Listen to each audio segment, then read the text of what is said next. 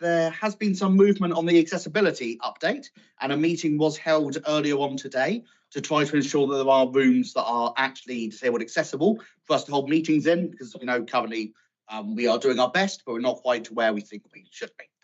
So that's really good progress, and thank you to Cabinet and the senior leadership team that have stepped in to help towards that. Can I also remind all non-committee members that there will be given an opportunity to speak before the committee debate on every item.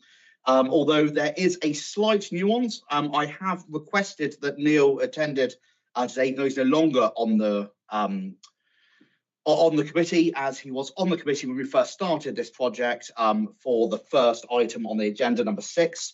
And so I'm hoping you will take a full part in that debate as required, as you help write all the setting out of it as well.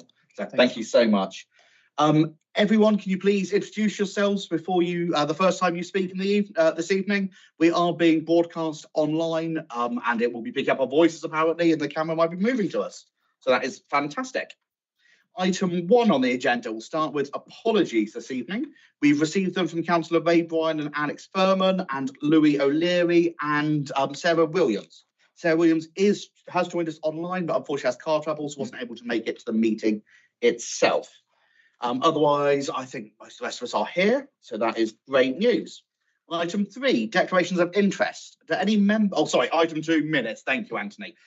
So we have to confirm and sign the minutes of the meeting held on the 26th of June 2025. There were some actions coming from that, which have progressed, some more than others. We have received all the information that we requested for the list of questions and responses that were submitted by Councillor Ray Bryan. They have been sent to us, as have the mobile coverage information that we requested. Obviously, those are sensitive. Please do not share those any wider. We worked on the key lines of inquiry on the vacant properties to make sure it was really obvious after the slight misunderstanding at the last one. And those have now been received, approved by the relevant officers ahead of the report coming in. So hopefully that will all be sorted and we won't have that sort of mix up again. So is everyone happy for us to accept those minutes as true and accurate? Fantastic. David, you're not shaking your head, are you? No, awesome. Thank you. We'll take those as read. I'll sign them afterwards if that's okay.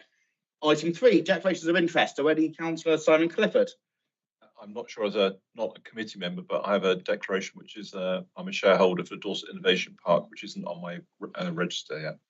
Okay, I assume that's being added to the register, but thank you very much for letting us know. I don't think, because you're not voting, I don't think you have to declare that, but thank you for the openness. Do any... Applies to me then as well. And Shane? It is on my declaration, though. I've done mine. Okay. So you've all started using yeah, so please do. Apparently, we've sold Dorset Innovation Park to shareholders. So, Jonathan Mayer, I'm Director of Legal and Democratic for those looking online. So the council has established a company to manage Dorset Innovation Park. There is a shareholder company drawn from, a shareholder committee drawn from amongst members of the cabinet. It's a perfectly usual arrangement. The cabinet members on the shareholder committee have no personal stake of their own in the company, but they do declare this in their declaration of interests for completeness, and we will put in place a dispensation so that when it comes to decisions that are made in relation to that company by the council, the cabinet members who have the most knowledge about it are able to take part in decisions. So part of the shareholder committee, not individual shareholders themselves. Yeah. Fantastic. Again, I don't think that applies tonight, but thank you for the openness and transparency. Always better on the side of caution. Do any members of the committee have any declarations to make of interest? Fantastic. Thank you. We'll move to item 4, public participation. No questions have been received. So reminders for anyone listening online, please do send questions, particularly if they are pertinent to the agenda. Item 5, questions from councillors. No questions received, which shocks me as we have so many at full council. I was hoping we might start getting a few here as well. But I guess they're very happy with our ability to scrutinise and don't feel they need to help us. So we can move to item 6, an overview of how the budgets are set. Sean Kramer, welcome. Thank you so much for coming down. Would you like to talk to this beforehand? And can I start by saying thank you for a really good set of paperwork that's come with it, where you've really gone through the different ways it happens and the way you do it. Really thankful for that. So if you want to talk to us, talk to it. So thank you for the kind words. As you know, this paper has been run the houses a little bit in common here, so pleased that you opened with some compliments. So for those online, I'm Sean Creamer. I'm the corporate director for finance and commercial, and authored this paper and the next one. So just by way of introduction, so I'm here this evening to talk about a key part of the council's financial management process. The paper outlines how the council sets its budgets. We set a budget for a gross spend of around about £1 billion. So as you can imagine, that's therefore quite a complicated process, and also critical to delivering public services in an effective way. And previous discussions have asked that we don't go over the basic principles, as these are relatively well trodden and the kind of overview. So the paper, as a result, goes into kind of 4 key areas, almost like as case studies, really, to try and flesh out how some of these principles apply in practice. They cover staff pay, parking services, local land charges, and waste disposal. And each of these areas has got its own challenges and complexities, ranging from nationally negotiated pay arrangements through to unpredictable inflation, or how the weather or local economic conditions can affect income, or even how the housing market drives, how changes in the housing market drive through consumer behaviour, which we then see as an authority. Generally, the budget setting process combines some of the standard things you'd expect to see around incremental budgeting, forecasting for inflation, and then layers in that service-specific or subject-specific insight.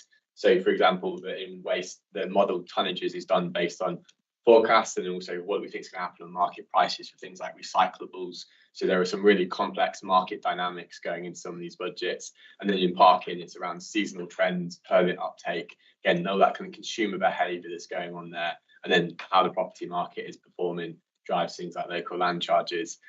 So hopefully what's clear through the paper is that the budget setting process isn't just about the numbers, it's about using data, judgment, and then scenario planning to make sure we're as informed as we can be in such a relatively uncertain environment to be setting budgets in, which we've certainly found over the last few years.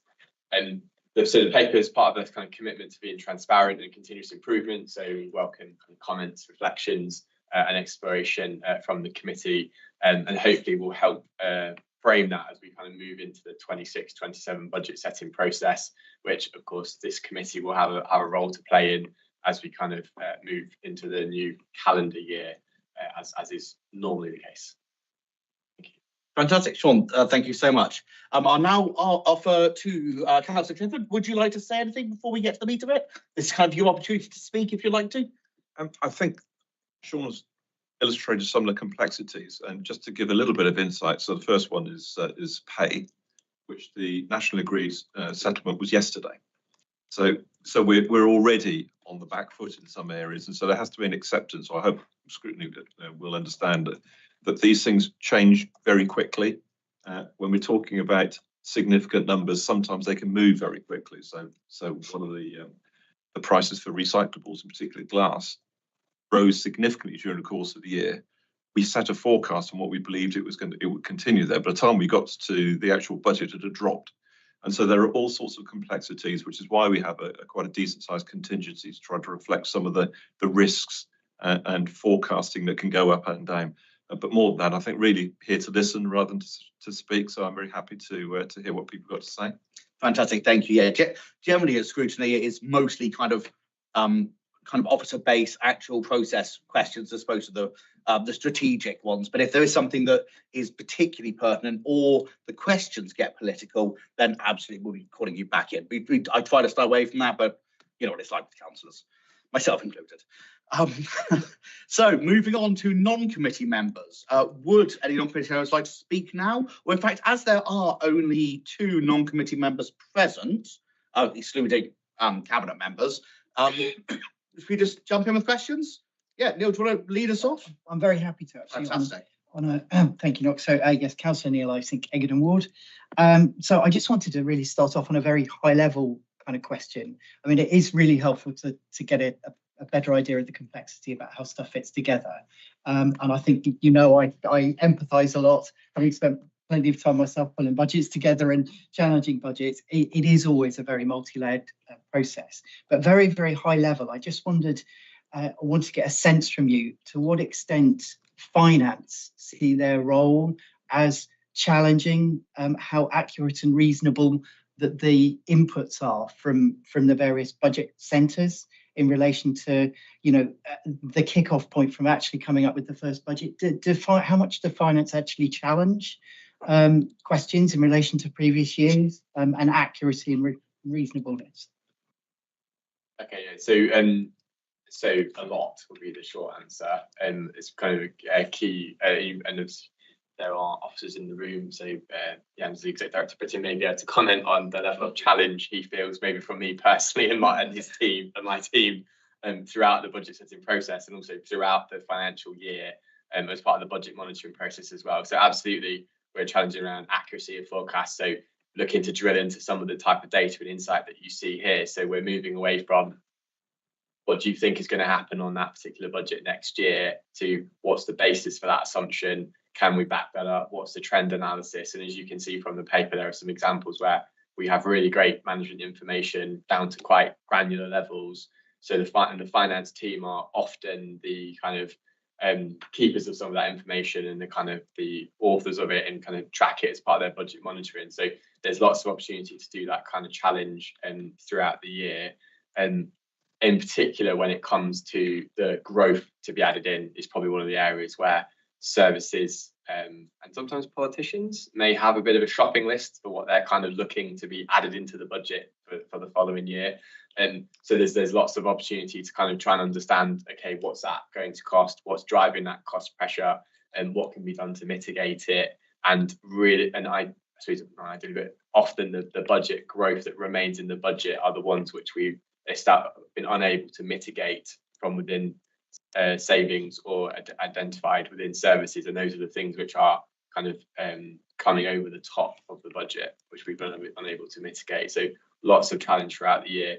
The finance team operate as a business partnering model, and so there's a balance between being seen as a partner to the service and also remain challenging whilst not and all going native. So there's a kind of real fine line that many of them, including myself, have to walk in that kind of relationship so that you can remain influential, challenging and supportive. There's kind of lots of different hats depending on where we are in the stage. Okay. Want to carry on? Or? I did really. I mean, it's interesting in terms of, it's very helpful to know that you operate a kind of finance business partner model. So yeah, you're right. That does kind of provide that challenge, that slight friction between the finance team and also the insights that it gives sitting in departments. I guess in terms of that challenge process, would you therefore say that that finance business partner challenge part of the process is one of your key controls for knowing that the budgeting process is accurate at the kickoff? Because I suppose my key concern is it's very easy with budgeting to say, we know we've got it right. How do you know you've got it right? Well, because there are only small variances year on year. So we know we forecast we were going to come in at this, we've come in and we're only 2% off. And that always excludes that overarching risk that actually the figures have been wrong forever. Or we've always had errors in there that all we've done is just roll year on year. And so I guess what kind of key controls would you say you have around those forecasting risks? So in terms of the team, so they are absolutely my and Aidan's 151's eyes and ears on the ground. So we are relying on those relationships and conversations they're building with budget holders to gain that insight, to kind of almost flag, hang on, that budget seems a bit out, or something's going, there's a variance appearing here. What's driving that? What's going on? Can it be mitigated in a year? Does it need to be part of the growth package for the following year? So we're absolutely reliant on the team to build those relationships, foster that communication, and provide that support and challenge as needed. So therefore, when growth comes through from the team, I have to take a level of assurance that they've already kind of done the tire kick and tested it before putting it on a list. And then we also have, as a leadership teams, have kind of more challenging sessions directly around what is left on that list after the team have kind of gone through it. In terms of the how do we correct for baked in errors over time, and those that have been in the council for a few years will hopefully see that some of the variances we see from a budgeting perspective are national challenges, so things around, particularly around the kind of social care space. So every year, within reason, we're probably expecting to see pressure coming through that part of the budget, and we do what we can to support those delivery services, to support demand, preempt demand, manage demand, and provide excellent services. And we, hopefully you've seen through some of the pressures elsewhere, we've rebased those budgets, we've addressed them. So things, for example, in the scope of this committee, SEN transport in particular has driven some challenging financial positions in recent years, and last year it came in slightly under budget, and we're looking favourable at this stage in the year. So we've done a lot of work to rebase that budget and kind of reset it and scrutinise it and deliver good work to manage that demand where possible, to bring it down, but also then to correct the budget where it's gone too far. So there are examples hopefully you've seen through that budget setting process. Can I go into that one a little bit more? Because there's one of the questions I was going to use later. So the rebasing of the homeschool transport, the example you used, only happened because I lobbied and insisted on it for 2 years before it actually happened, showing that it wasn't accurate, and we were knowing we were going to be overspent the moment we started the year. And that was the only reason it was rebased. And it was the same for another area I was working in.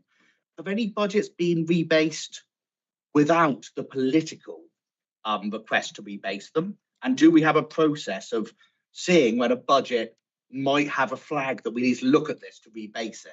So I'd imagine there has to be some sort of process to go, that's overspent all the time for lots of stuff in adults and children's, for example. And then does that tick? Is there a process to say, we should consider rebasing this? Is it a mistake we've made down in the bottom area somewhere? And so the reason I used the home to school example is because that was quite a relatively extreme level of financial pressure coming through, and then it is fairly described as rebasing. I think we do that incremental rebasing through the growth you see in the budget. So every year we're kind of adding things like inflation or growth in. So we're kind of rebasing us in an incremental way, but we're not saying, hang on, this has gone so far adrift. So ideally, it's that far adrift. Yeah, ideally we're changing it year on year and keeping it within an acceptable tolerance. Whereas there are examples where we've kind of, I suppose, zoomed out and said, hang on, we need to properly rebase this budget, and that's an example of it, where they have diverged over time, and we've thrown all our collective shoulders behind it to try and. But the only times that I'm aware there's been rebasing have been when it's been a political decision, not a process-led decision to rebase it. Is there a process? So I know the base changes every year, but I mean, when we look at something and go, this is consistently not becoming how we're forecasting it, is our forecast wrong? Is there a checks and flags and a process for that? So we do that to some extent as part of our budget setting, and I probably can't think of an example where we rebased it, because the incremental rebasing or growth year on year has generally kept it within acceptable tolerances. So when I think about the budget forecast we close out in Q4, there's not particularly anything in there which needed to be rebased in the way that homeschool transport did, for example, in previous years. So not the cost of care home placements, the cost of EHCPs, the numbers of EHCPs we're predicting, because they're all always massively underdone. And so EHCPs is separate to the revenue budget under DSG, and we are reasonably accurate at forecasting that, albeit it's over budget because the budget is set nationally and we cannot influence that budget. So the reason for the overspend there is due to a nationally set budget, not the budget. We forecast relatively accurately, which is helpful and not going to resolve it. And we are engaged with work around how we model that, and negotiation with the Department for Education about how we address that. So rather than me fixating on examples of line in the rebasing part, am I right in saying we don't currently have a policy that if something is a certain amount out over a certain number of consecutive years, we look at if we need to do a full rebasing of that budget? There's no kind of policy to trigger a large-scale rebasing like was done for parking, homeschool transport and things. There isn't a specific policy that says in the event that you hit percentage X of an overspend or value X, For this. we will rebase it because we pick that up through the budget setting process. So that we don't kind of have a process for that because we cover it through those conversations. So one question, has that process changed since we politically had to insist on rebasing on like the homeless school? Has that process changed? Or is it the same? Because I have a feeling that if that process hasn't changed, it wouldn't have been rebased unless it was a political decision. And to me, that should be a process led rather than political. And so the process hasn't changed, and because the starting point for the budget growth for next, so when we go to 26-27 budget setting, that's one of the key factors in the starting position that for that will be what's the Q1 forecast variance and how much of those variances need to be rebased. So we don't necessarily have a, if you hit a certain value, you get rebased, because also that could lead to some. I'm not suggesting, it's just that if it's consistently over for an amount over a period of years, that could show, because rebasing, like the way I'm seeing rebasing is when our calculations aren't giving us the outcome that is matching what the actual spend was. Because that's rebasing our calculation rather than just adding more money in, if that makes sense. Yeah, so it'd be so we don't have a policy that does that. It's based on professional judgment. Okay, awesome. Anyone else want to speak? I don't want to just monopolise with questions. Oh, sorry, David. That's all right. That was no Just a talk, sorry. blind spot. I was curious. The budget is looked at well in advance of setting, and many months and years in advance. And we have contracts that we negotiate.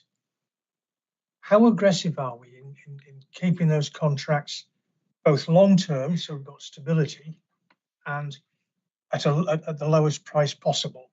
And how do we maintain that low price? And there's a number of areas where this is important, particularly in adults and children's social care, because those are the big spenders, which I was rather sad to say they weren't covered in this report. That they're not being covered is on me, and I apologise. I agreed these particular ones as examples that showed different forms of budget setting that's used within the group, rather than them intentionally leaving those out, because we're not scrutinising the whole budget. It's the process we were looking at. So that's on me, not on John.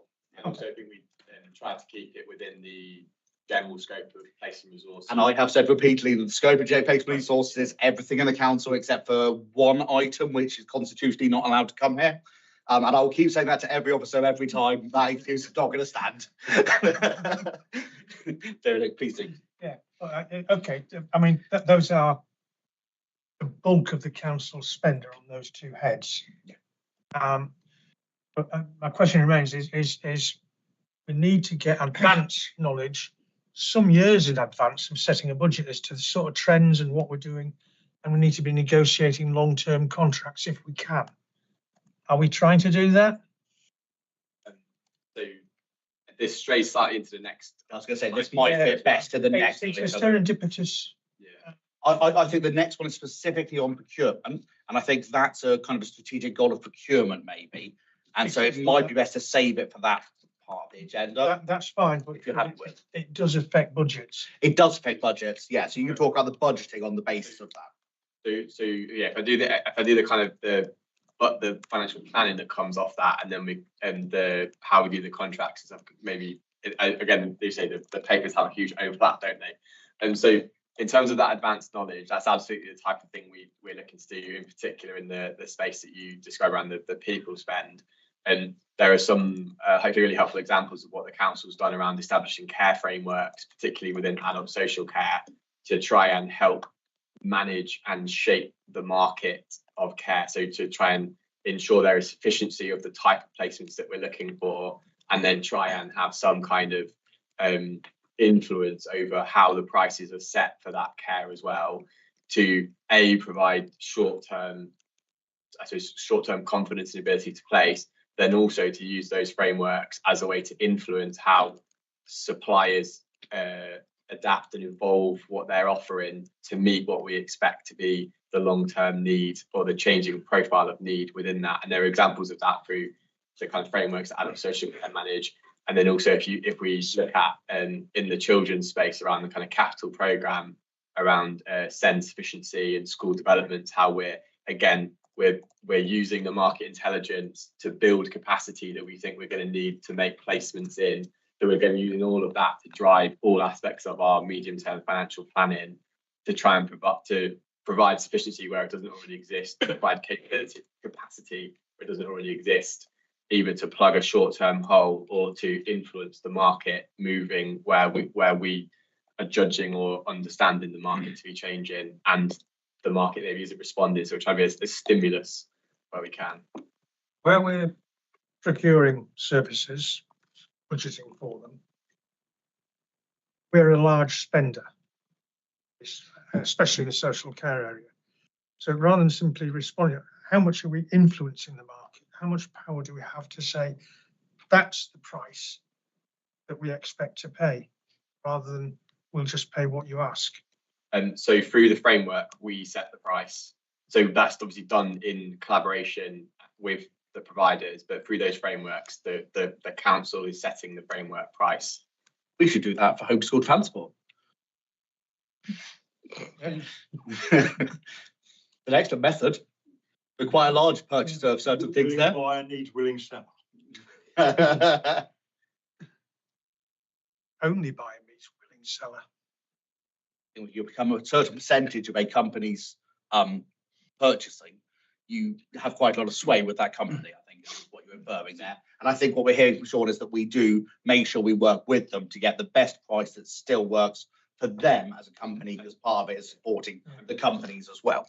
Probably if I just add a little bit to that, and a lot of that work around setting those framework prices was driven by some of the work around the fair cost of care modelling. So again, it's absolutely done as a collaborative approach to as Knox says, to understand what's the price that kind of ensures stability of the companies, because ultimately if we drive that price, if we set that price and it's set too low, the businesses struggle to continue, and then that undermines the whole point of it. So there's lots of work done around that fair cost of care modelling, which informs that, and then we look to shape the market. And then on the home to school, that's probably an example where we've got practice such as the effective frameworks in one part where we probably can take some of that learning into other parts. But as Jan has said, the market dynamic is quite different in that space as well. So we can try and set some of these things up, but we need the market to respond to them. Okay. So it just reminds me of several years ago, a company that had a contract to supply software to the MOD. Their rules were, we will not buy from you at all. We'll not even treat you as a potential supplier if what we buy from you would exceed 50% of your turnover. Do we have anything? I think that is very much for the procurement conversation. That is very specific to procurement. So I'll park that one if that's okay. Yeah, fine. Excellent. I've got a couple of councillors wants to come in. Did you want to make a comment on that point specifically? Just to be helpful here, so yes, we get the best deal we can. Yes, we support the companies that we're working for because we want that company to continue to offer. But we then get derailed, perhaps by bringing it back to the budget by a government today that, for instance, brings in a national insurance increase. And so in terms of budgeting, that then becomes a really difficult area that we have to negotiate. And we end up not only paying national insurance ourselves, but trying to help some of the key contractors that we have, that they don't fall over because of that national insurance increase. So the complexity within the budget, as where we started off, it's all encompassing, and it continues all the way through the budget setting year. Fantastic, thank you. So then I've got Craig next. Yeah, just for the first few questions, some of it goes over my head. Sorry, Councillor Craig Monks, Bedminster Ward. A lot of the conversation so far has been kind of the medium and longer term planning and budgets and all the forecasts of what that looks like. I'm just curious as to how the budgets are managed at the kind of the opposite end of that process, because I don't worry, but I guess sometimes that within certain departments, sort of, child, adult, social care be the biggest spender would be a good example where, things are changing on a daily basis. So, there's the odd expense here, there's an extra taxi laid on there. Before you know it, we're sort of into halfway through the financial year, and another million has been spent or whatever it may be. I'm just curious to know what the kind of mechanisms for that more of a sort of lower level continuous assessment might be. Because I think from my perspective, we tend to find out about it at the end, and I can imagine Paul Owner from finance probably pulls his hair out when you set a budget and then halfway through the year you find out that someone's spending it a little bit too freely, or maybe they're not. But I'm just curious what the other end looks like. So when there's a problem that might affect the budget, how does that process of feeding that through occur? I'm trying not to make a joke about your optimism that we find out halfway through the year. That's the question. So that kind of much closer financial management again really varies across the council. So in the examples you gave around social care decision making, there are in a number of cases there are kind of weekly panels reviewing kind of what's happening in particular children and families' lives and what that may lead to, and then also for some of those higher cost placement areas, absolutely having regular check-ins to kind of understand what's happening in those people's lives, what may be going to happen, and how we're looking to influence it. So perhaps supporting children and young people to kind of move back closer to their families or move to a family setting, or what's happening. So there's all that kind of day-to-day budget management goes on, and again really varies. So that's the example in the children's. In the kind of waste example, which is in the paper, you can see some of those graphs that we see, and again there's loads of graphs like that which track all sorts of things that will be going on. So again, on a day-to-day basis, as you say, often from a financial point of view, by the time the invoice has been paid, the decision was made 60 days ago, the invoice came in 30 days ago and was paid, say, 30 days later.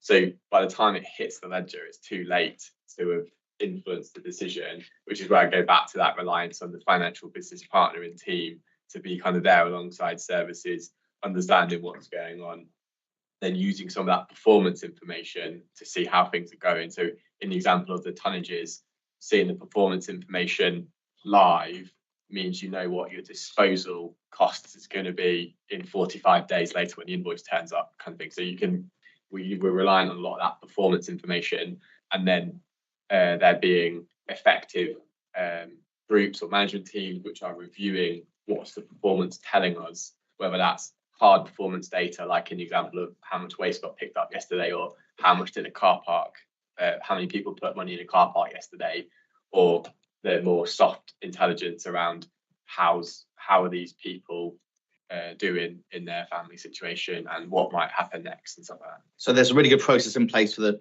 kind of day-to-day discrepancies that can occur and build up.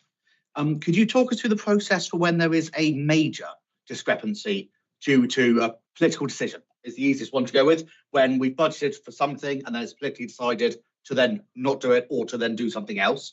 I'll go with car parking, and I'll go back to when the Conservatives were in charge to keep it away from current stuff, and there was a budget set for car parking with charges that were then pulled and not done, but the budget for the whole year still expected that money to come in, even though that change occurred. Is there not a process of, when there is a large change, separating and being aware that problem's going to happen, or is it just passed down to the budget holder to be told you need to find a way to make this work, which is what happened at the time, I believe? So in the example you're given, I think it was about like a 2 million-ish shortfall was the result of that. So so those things would be picked up as part of the forecasting, and then there would be conversations around, so to what extent can the service budgets flex to absorb some of that? To what extent can the wider directorate budgets flex to absorb that? And then ultimately, to what extent can the council's other services offset some of that? And then does it eventually fall to reserves or contingency to be released? So there's a process of, depending on the size of the value of it, forecasting that to not happen, and then looking at how much of that can be absorbed at kind of what sphere of influence is required. So in the example of a 2 million overspend, that was, as you can see from the section that talks about parking, that's a material change and probably and was unlikely to be and wasn't recovered within the service sphere. So it was a debt to that service, wasn't it? So it's kept, they then had to pay it back as a debt, doesn't it? Well, so it's forecast as an overspend for the year, seeking some sort of mitigation, and which ultimately then was met through the council's bottom line for that financial year. We wouldn't rebase the budget as such in the middle of the year. That's relatively uncommon. The council described that as like an emergency budget. So even if there's a major change in policy that drastically changes the budget, rather than doing an emergency rebasement during the year, we'd wait till the end of the year and rebase it then with the new information? Yeah, so typically we would rebase that as part of the budget setting for the following year. Because again, if you the decision to set a different budget mid-year would require, it has to balance. So a decision would have to be made to take that value from another service during the year. So ideally that's done through mitigation and kind of tighter spend control, for example, or delaying anything that's discretionary that could take place. But again, there's a limit to how far that can go. So before we move on to the next person who wishes to speak on this point of not meeting budgets and how that affects our budgeting options. So if a service has their budget changed by a political decision or a large event that occurs, not politically or necessarily, that massively changes their budget, it's then on that area, and then it goes up in stages to cut other services to fill in the hole. Because obviously if there were savings being made, they'd be making those savings anyway, I assume, because that's kind of our go-to. It's not just spending money for no reason. So the pressure is then put on those services to cut other services in the area or to reduce, I don't know, or to save money in those services. Presumably if the money can be saved without affecting services, that would already be happening. So it wouldn't, that didn't result in a decision to cut services. I think I'd be hesitant of using that. Yeah, sorry, I'm trying to work out where the money comes from if it doesn't affect something. So examples that have been put in place last financial year to try and address the budget gap was around the tighter vacancy control, delays to recruitment activity. Again, it's a cut to manpower. So there's a temporary reduction to resources, and then as a result, things may take a bit longer to do, or slow down, or routine spend decisions may be deferred slightly to fall in the next financial year to provide some headroom.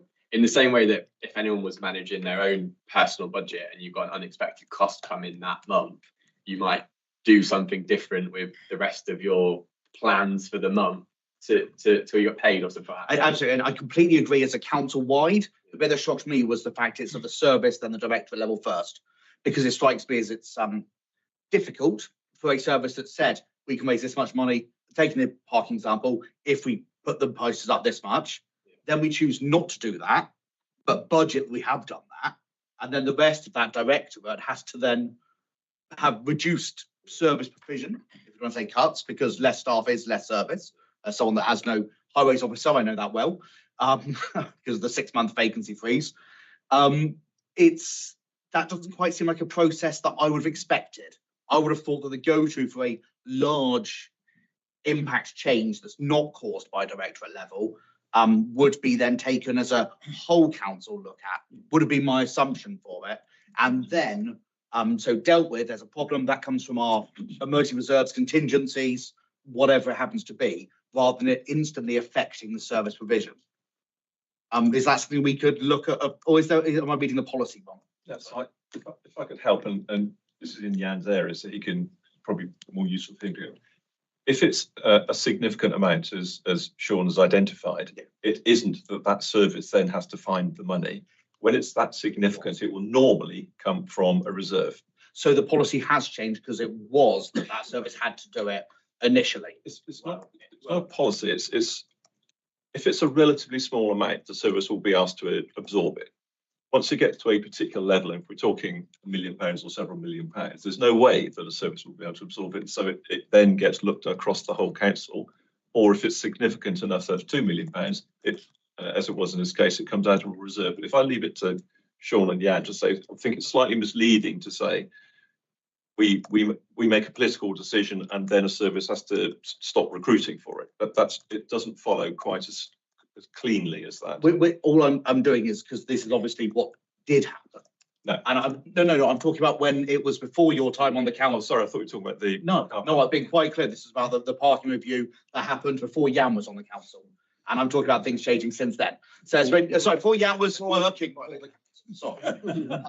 So yeah, I'm not, this is not criticising political new stuff that's happened recently with the U-turns. It's not that. This is about when it was previously with the council before this one. So I'm trying to very much stay away from new political hot topics to look at process. And the process is that at that time, and it hasn't changed since, that it was gone to the directorate first. And I think what we're trying to draw out of it is I don't think there's actually is there a written policy on what happens at a certain threshold of levels of who it goes to. So that's what we're looking for. Yeah. Jan Britton, executive director, but place. No, there isn't a written policy. A lot of it is it's about working with those finance business partners that Sean has referred to, working with cabinet members, particularly cabinet member for finance. So to give you an example, the place directorate's net budget is something like £105 million. Yeah. The gross budget, something in the order of £150 million. So 3, 4, 5 months into a financial year, I might be experiencing £1 million problem in one place. But if we've got lucky and we're getting great income from waste recycling in another part of my budget, not really unreasonable for the cabinet member to say to me, well, look, you've got a problem here, but you've got a healthy surplus here. Can we not do something within the bounds of your budget? And yet on another day, we might be being completely hammered on the recycling costs, and this problem is still hitting me. And then we have a different conversation. Absolutely. Finance colleagues and cabinet member. So to codify that in a policy, you'd end up with a policy that was trying to cover absolutely every sort of variable through the course of a 12-month year. It's much more iterative than that. I think at the directorate level, yeah, but it did start at the service level, then directorate level, then council was the way it was laid out. It was indeed. And because I know that it does have major effects on the service level, the pressure on them to do it. And I think it would be nicer if there was a certain amount that triggered a conversation between the cabinet member and finance cabinet member. Just that trigger to have that conversation. So actually, is this reasonable to be kept here or not? It's that process and policy I'm looking at putting in, because that wasn't the case previously.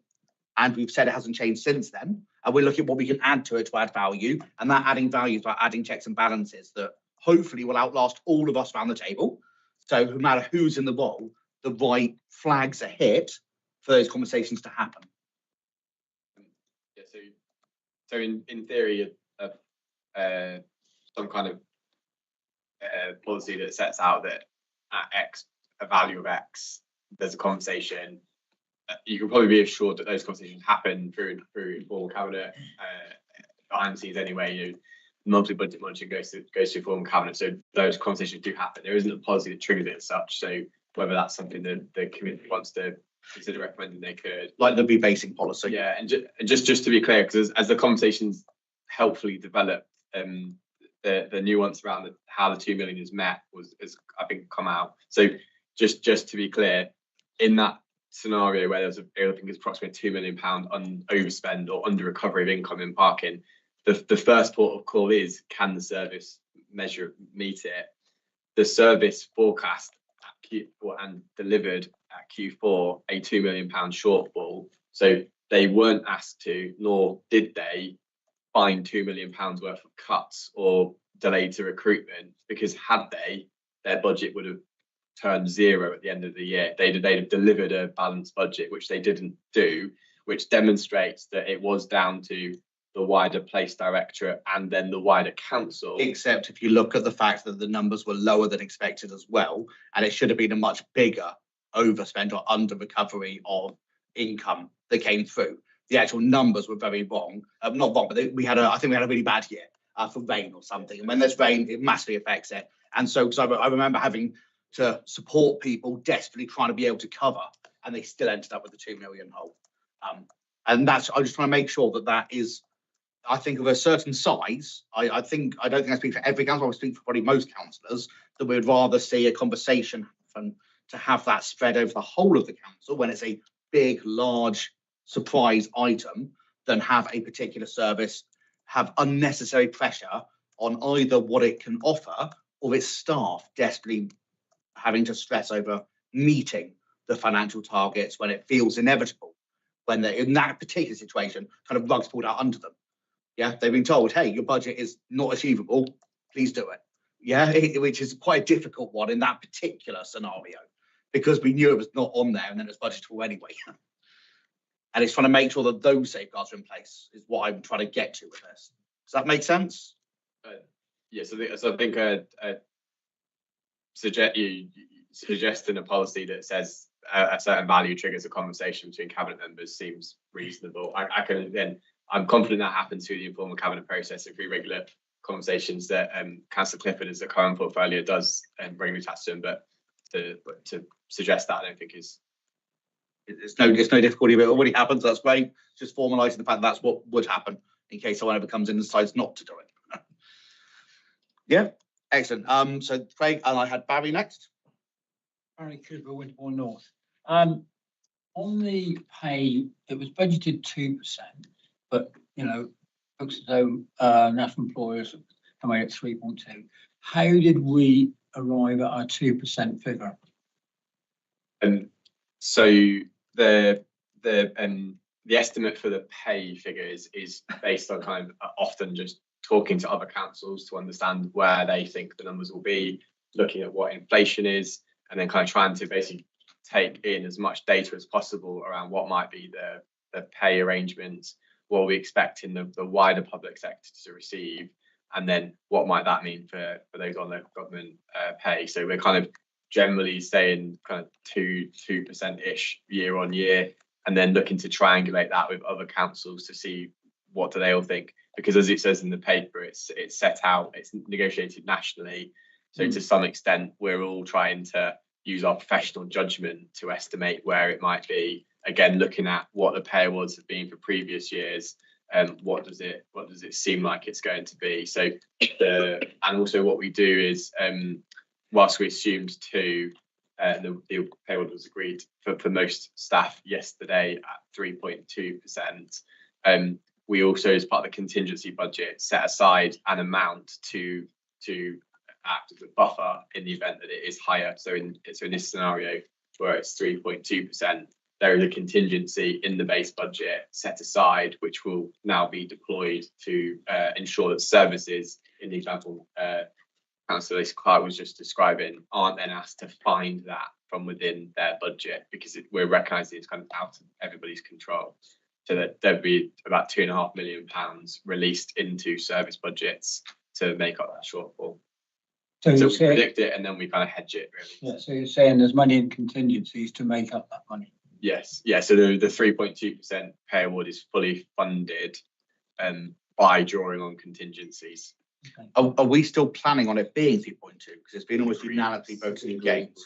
It has been agreed. Okay, so Unite members voted against it. Okay, cool. Brilliant. So yes, it was literally agreed yesterday. So it is hot off the press, so to speak. So yeah. So and that provides, and again, it probably echoes what's in the paper around it's set nationally. This is very early in the year. In recent years, it's been kind of a Christmas pay packet often when these things have come. So it's great to have that certainty now. And then also, I think for most importantly for staff from a recruitment and retention perspective, it's great to have that money in staff's pockets as soon as possible, rather than waiting until, because after the summer, the difference in that pay award might be the difference between what you do with your children or family over summer holidays, for example. So it's great that money will hopefully be in people's pay packets as soon as possible. And actually, with the cost of parking now, it might put people back into living wage. So I think we're below living wage, aren't we, when you factor in parking at the moment? So actually, it would then push people back to that, hopefully, to being much more sustainable. Is that not the case? Am I wrong? I cannot tell you with certainty that you're wrong, but I'm pretty sure you're not correct. Oh, I would be happy to go away and come back. Yeah. If we're parking, please do. If I'm wrong, I was looking at there's a whole bunch of pay scale points that when they're below there, with the cost of the parking now here, it actually puts it to below that. And this would hopefully put it back above it, which is a good thing. That was something about, yeah, please do. And then we can share that afterwards. Yeah, fantastic. Thank you. Yeah, second question is to do with parking services and the premises related costs. How much do we challenge, premises related costs? Because to me, 1.7 million expenditure on premises seems to be too high a percentage of what you call the expenditure budget. So I am pretty sure the vast majority of the premises costs for parking are to do with business rates. So the off-street car parks are rateable premises, and so the good news is most of that money is business rates, and therefore most of that money comes back into the council and kind of is cycled. So it does look like very high, and as you say, if we were looking at the overall kind of, I suppose, the net cost of delivering those services, that would be something we challenge. But yeah, I also double took when I saw that number. I thought that's a lot of money for the office space, and then I looked and yeah, it was. There's no swanky office. Yeah, I understand what you're saying. Yeah. Okay, thank you. Yeah, do you want to go again, Neil? Yeah, I did just one kind of final follow-up question from me really, which is just to go back to trying to understand the controls and the process and get a sense of where your confidence comes from. I just wondered if you could give a clear answer or had a sense of when the budget process, you would say, had last been through an audit kind of walkthrough, or whether a management walkthrough of the kind of key controls within the process. And looking at the overall process, and I don't know how audit, for instance, SWAT would necessarily come and try, whether they for instance done an audit of the budgeting process as a whole. But I guess I'm trying to get a sense, just to be very specific, around looking at control design and effectiveness. And I kind of tried to pick out an example of something which I hope isn't possible, but just to give an example of the kind of controls that I would hope that you've looked at. I don't know what kind of SAP access individuals within the process have, but obviously very fundamental to staying within budget is the fact that once the budget figures are uploaded to SAP, they are fixed. And so I would hope, for example, that someone has said, well, is it possible if you're a finance business partner to go in and just manually change the original budget figure in SAP? Because that would make it extremely easy, for instance, to come in on budget every year. So I just wondered, just in terms of the audit walkthrough process. I'm sure we don't do that. No, well, that's kind of why I picked it out. But I just wondered, when was the last time there was a kind of review of the controls overall and a walkthrough through the process? Yeah, and okay, so in terms of a walkthrough in that level of detail, I'm not sure when SWAT last did a review of that type. I'm not sure I can take that away and check. In terms of every year, though, our external auditors, Grant Thornton, do pretty much exactly what you're describing. So those of you that are coming to Audit and Governance Committee on the 4th of August, there's a paper there which is about the Grant Thornton IT audit. So that is absolutely looking at, as part of their audit, the key management information systems which have some kind of financial control in them. And they are doing an assessment of each of those systems. And it does cover things like who has access to the system, what can people do in that system. It asks about management control of override, etc., etc. So to absolutely say, if someone did go in and try and tinker with something, who can tinker with something, who has the permissions to tinker with something, and what are the controls in place to notice it, catch it, stop it. So yeah, that's absolutely part of what they do. And that's yearly. Yeah, so we're very certain that every year that's checked, and we're really happy that it's good. It's certainly checked each year, and the auditors give an opinion on that. So they often provide recommendations. So there are papers due to be published tomorrow around their kind of SAP access, and for example, they're looking at again who can do some of these management controls and who's got restrictions, and they make recommendations around actually do that many people need to have this particular permission on their account. They're not saying whether someone's used it or not, but they're saying should that be limited to less people, for example? There's an example around. I'm getting a twitchy feeling this is going to be a question that's going to be answered at that audit and governance. I suppose we should leave it now. I'm getting it because you not agreeing with me when I was like, it's all good and that's great, means I think there's a worry there. And while we're not exploring that today, let's park that for that meeting. I think that's fair. Yeah. Are you okay with that one? I am. I suppose I just like to add as a backup kind of comment to that. I did ask at a previous audit and governance committee around both the previous auditors, Deloitte's I think they were, and also the Grant Thornton auditor at a previous meeting, around their level of substantive testing, i.e. the old-fashioned ticking and batching, versus controls-based testing, looking at exactly that kind of what's possible, what's not. And I suppose I just would have a niggling concern, around our internal controls, because it always unnerves me when our reliance, our internal control reliance, we rely on our external auditors for our internal control testing.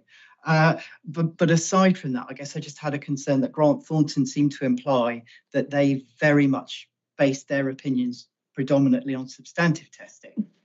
And therefore, whilst they may be doing some controls-based testing, that wasn't where their focus lay. So I suppose I just have a niggling concern about that. But yeah, I think I take your point that actually this may well come out at a subsequent. I think should we wait and see what happens at the audit and governance, and then if at some point we want to say to audit and governance, hey, have you thought about this? Yeah. Then I think that's something we could really do through them. Just David. before we move on from this, I'm assuming that there are controls in place where if people do change things, we know who changed it, when they changed it, what it was from, what it's to. So basic sort of internal checks are in place. Yeah, so for example, if in the example given, if someone was looking to increase a budget by £100,000, firstly, they would have to reduce another budget by £100,000. You couldn't just put a magic money tree amount in, you would have to take money out of something else. So there would be an equal and opposite, there will be a double entry in there, an equal and opposite transaction. So that firstly would prevent the ability to just inflate a budget to mask an overspend. And then secondly, the journal that would go through the ledger would be very specific as to the exact financial code, who input it, who authorised it, etc., how much it was and where it went from and to, and a description. And that those are the type of things that auditors can pick up on as part of their sample testing of. They'll pick a number of them and say, show me the audit trail for that. Why did you do that? What was the authorization for it, etc.? What was the backup? So it is all logged and saved. There are systems available that will also look at the value of change, the percentage change, and rather than rely on auditors to notice it, they'll specifically flag up and say that changed by whatever value you pick. Somebody needs to just review that. I'm just going to wind us back in. So I think this is heading very much into audit and governance level. I think that's a decision they should be happy with what's happening. We're more pure the budget. Yeah. And I think if it doesn't happen in the audit and budgeting, audit and governance, we can suggest to them. I'm sure they'd love to do a co-work, whatever. But yeah, we'll stick to the budget setting. I've got two other things I wanted to mention on the budget setting. Could you talk us through the process of when we notice that we're going to have pressures and we want to then pass those down to directorates? It's been my view in the past, there has been a bit of a one size fits none size, where we basically say to every directorate, you need to save 10%, you need to save 5%. Is that have we got a policy on how we look at those savings? So I know that we do with our future councils very different look at it. And I know that the budgeting workshops from a political point of view are where do we want to focus the money or not. But I know that with on top of it, every directorate is kind of charged with covering their own increases in costs if they can and looking for that saving. Is that just a set amount set to every budget as a percentage? No, so it's not a set amount as such in that way. So the example of asking a service to the term you use, like swallow your own smoke, was the term described. I think I've heard that before. So, and that's the idea that in a particular service area where where demand is changing or something's changing, can the service influence that and move to cause rather than be at the effect of it. So, for example, can you renegotiate a particular contract? Can you influence the market? Can you do something about it? And that should or must and should always be the first port of call. Is there anything that can be done to bring influence to bear on the situation? In the event that it can't be, and that's tested by the business partners and stuff, in the way it can't be, then there's a question of, well, corporate, as you suggested, support or corporate as a council, can we all take some of the share of responsibility for that gap, particularly where it's driven by statutory need or something that we can't control. So there is an element of that. In terms of the 5, 10, 20% tight, can you first, sometimes I see it, there needs to be something to stimulate conversation and to kind of start to put long list, short list, different options on the table. So sometimes conversations like that can stimulate that conversation. So what would you do in this scenario? So the answer is yes, that is a directive that comes out. It has come out, and it may come out, but that's not our default approach every year. It's just that's an option to stimulate. Scenario planning, right? What would you do in this scenario if that happened? In the same way you say, what would happen if you don't mitigate that growth? So with the budget setting, we dig into that slightly more. What is the process and the direction of the business partner talks to the service manager, talks to the executive director? Where do the conversations happen, and how does that message work through the system? Because there is always a level of worry, and and worry's not good. When it's just said, right, we have to save 10%. Everyone worries on that. So what is that process of feeding it through the system to make sure we're getting that constructive, good input for ideas and opportunities, is what we're looking for, as opposed to just the scaremongering, quick slash some things we have to 5-10%. And so there's a relatively long process that we go for. The budget setting process for next year, for example, has already started. We're already starting to do the early modelling. So there are initial conversations around what might the growth be, what are existing transformation plans, and that typically comes through the kind of first cut of the MTFP as to what we know, how the early look at this financial year, what's going to play into next year, what can you mitigate, what can't you mitigate, etc. goes in. We then have those conversations with directorates around what's the new initiatives that are coming forwards. And again, that ranges from, like myself speaking to Jan versus an accountant who looks after a specific service manager or budget manager, having a conversation about what does their next 12 months look like for them. So those conversations happen at all levels. In terms of setting some of the high level numbers, that typically is coming through an SLT level conversation in consultation with Cabinet as to how would you like us to set the budget, what are the priorities going to be, what's the approach, and probably fundamentally, what's the size of the gap? Because in the event that the gap is relatively small and easy enough to do, then you can have some of those more precise conversations. In the event of setting last year's budget gaps or a gross gap of 85 million, you do need to stimulate some slightly more challenging scenario planning around what might you do in this scenario, because this is possibly a scenario we are facing and what might happen. And much of this is done through the summer period into the autumn. We don't actually find out how much our government financial settlement is. I think last year was like the 17th of December or something, and we set the budget on the 10th of February or something. So if we left some of that stuff until we knew certainty and only had to model one scenario, it would be far too late to introduce anything that needed a long lead time. So. Fantastic. I think I absolutely understand what you're doing and how you're trying to get there. My one comment on that would be, I think it might be worth making sure there's, I always say policy, but making sure there's a method that's quite prescriptive to make sure it's communicated the way you just have. Because actually, I know that, again, I'm talking previously, not current Cabinet members. I know previously it was just said down the chain within a particular area of a directorate, not even an entire directorate, you have to save 10%. Everyone has to find 10%, that's it. Rather than we're looking at a situation we might need to do that, who's got what ideas, which is what you're asking for. And I think that's a much better way of doing it. And I think, I don't think it's not gone wrong at the leadership level. I think it's going wrong somewhere down that line. And actually, if we could find a method to put in to make sure we have that good open communication, I think that would be really good, because people that are less stressed and more secure and happy in their job generally work better and find better ways to be proactive and to help.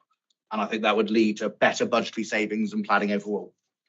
And just to add on the communication point you brought up, so for example, going through the budgeting process for this financial year, I myself attended like various staff webinars or staff group like leadership webinars, that all staff employee forums, etc. So to try and communicate that message, I suppose, direct from the horse's mouth in those, to try and get that message across, how services then relatively prioritize that, and and make decisions around this part is going to be protected and this part needs to be changed. It's going to be based on service priorities, political priorities, demand, and etc. And Sean, please don't get me wrong, you're an excellent communicator. Even I can understand you, and I'm always woefully bad at misunderstanding people. So yeah, you're excellent. And I think the point I'm trying to get to is the very last link in the chain sometimes is our front of house staff, and it's our front of house staff that sometimes can have some really amazing radical ideas that are budget changing and budget saving. And I want making sure that we're giving them that positive kind of wraparound support as opposed to the scare. And I think it's clear that the top isn't trying to do that, and the top's trying to do the positive side, and I think that's great. Anybody else? Then I have one more, and then I will shut up. The last one actually only came up in this meeting, and it's an example of something I thought, oh, that interests me. And it's something that Councillor Clifford said earlier about the this particular side of the 5% national insurance, and how we thought, okay, we're going to have to find a way to cover this ourselves, and we are planning that we might need to help some of the partners that are already in set contracts with us to also cover their own. So one, what is our kind of policy on how we pick who we help and who we don't help? And what budgets does that come from? Well, what in this particular scenario, because it's not usual to have this sort of increase. And so what happened with that as a really good illustrative idea? There, as ever, so much of this relies on professional judgment. So there isn't a policy, because as indicated, the policy would need to cover 5,000 scenarios. The national insurance change might not have been on that 1,000 scenarios you'd be writing a policy for. So it's often down to professional judgment in those scenarios. And we have an officer group which is referred to as a commercial board, which deal with inflation contract renewal / inflationary uplift requests. And that's a cross directorate one council board, which have reps from all the different all the main commissioners in one place through to people-based services. And they will bring forward a kind of a template which sets out what the contract is, what the nature of it is, what the value of it is, and what. So it's on an individual case basis. So the approval of the inflation is on an individual basis. There is a general inflation budget applied to all council budgets, but given, as we said, I can't remember between 2 and 3, but I can't remember exactly what numbers we put in, but we recognise that if a contract was entirely staff, that general provision for inflation is likely to be insufficient to meet the inflation we might see. And in recent years, we've seen inflationary requests of like 10, 12, 13% coming through, because people are saying national insurance, cost of living, national living wage, utility prices, etc., coming through. So the commercial board is the kind of single point of decision or influence around those contracts. So managers will bring where there's an inflationary uplift coming through, they'll bring that forward for a group discussion really, and a kind of assess, again, using that professional judgment of this particular supplier has asked for X. This is the evidence that we've got. This is the basis for it. These are the conversations and negotiations we've already had, and this is the kind of final offer that we're being asked. Is there a scoring matrix used for that? It just sounds very. It sounds very policy light. It sounds very much like it's a group of people saying this particular case, all the information for it. Yes, we can. No, we won't. And then the next one's then looked at. And I'm trying to look for a level of, is there who audits this decision making part? Are we not drifting into the next Well, agenda item? Do you know what? Yeah, because it is part of the yeah, super. Well said. I'll shut up. We'll save it for the next one. Have a discussion about it then. Yeah, well said, Councillor Tuck. Anybody else got any final parts on that? No, in which case, we've got two potential kind of suggestions and one more light touch suggestion, I think, but please do let me know if you agree, disagree, add, take away, whatever. That there should be a policy of sorts that triggers the discussion of is there a need for a full rebasing of the budget? Because I think that we don't want to be in a situation again where it's reliant on a political battle as opposed to being something that just comes up as a, oh, this has been consistently out by X amount for X number of years. Let's look at this. Does it need to be rebased? I'm not saying it will be, just a discussion happens with the portfolio holder that it should be looked at. No one against that? No staff screaming at me? I think I'd probably in that it's nice to have a trigger of some sort. Yes. It's easy to rely on the fact that you've got competent officers and competent portfolio holders who would naturally be alert to this sort of stuff happening. If something goes wrong, I guess it's nice to say, hang on, that there's a policy that says if we're out by, well, I'm not suggesting a particular figure at this stage. Yeah. But it'd be nice to just have something that someone can point to and say, guys, we need to talk. So that will be fairly happy with as an outcome. The other one, and I think this might be a suggestion to go to overview because there would be a real policy creation from it, is the fact there's no policy for the large scale unexpected issues. I would like to see, and please again, if you disagree, think I'm wrong, say, I think we'd be nice to see a more strategic policy of if there is an unexpected issue of over X amount, it should go straight to this level to be discussed, whether that be cabinet to be discussed, rather than it necessarily going straight to can the directorate swallow it, because I don't, that sort of level of saving or trying to cover will have an impact on the service delivery. It's very unlikely it won't have one. And so I would like to have, again, another checks and balance to say at this point, triggers a conversation here, rather than it just going straight to, can we deal with this in-house? It's one of my beliefs of being open with any problems that are arising, because the more heads around the table looking and aware of the problem, the more easy it is to solve it and try to work together so it doesn't affect the residents, the staff, or one particular service or directorate unduly. Anyone disagree? Anyone going to shout at me and say, please? Can I just ask a question, just get a bit of clarity on it. So are you talking about something like national insurance, as in an unforeseen bill? That would be, yeah, an unforeseen bill that suddenly as opposed to a number of placements that break down in children's service that might have an equal cost attached to it? I think if there's going to be a sudden unexpected, a sudden large differential between the expected budget and what it is now going to be.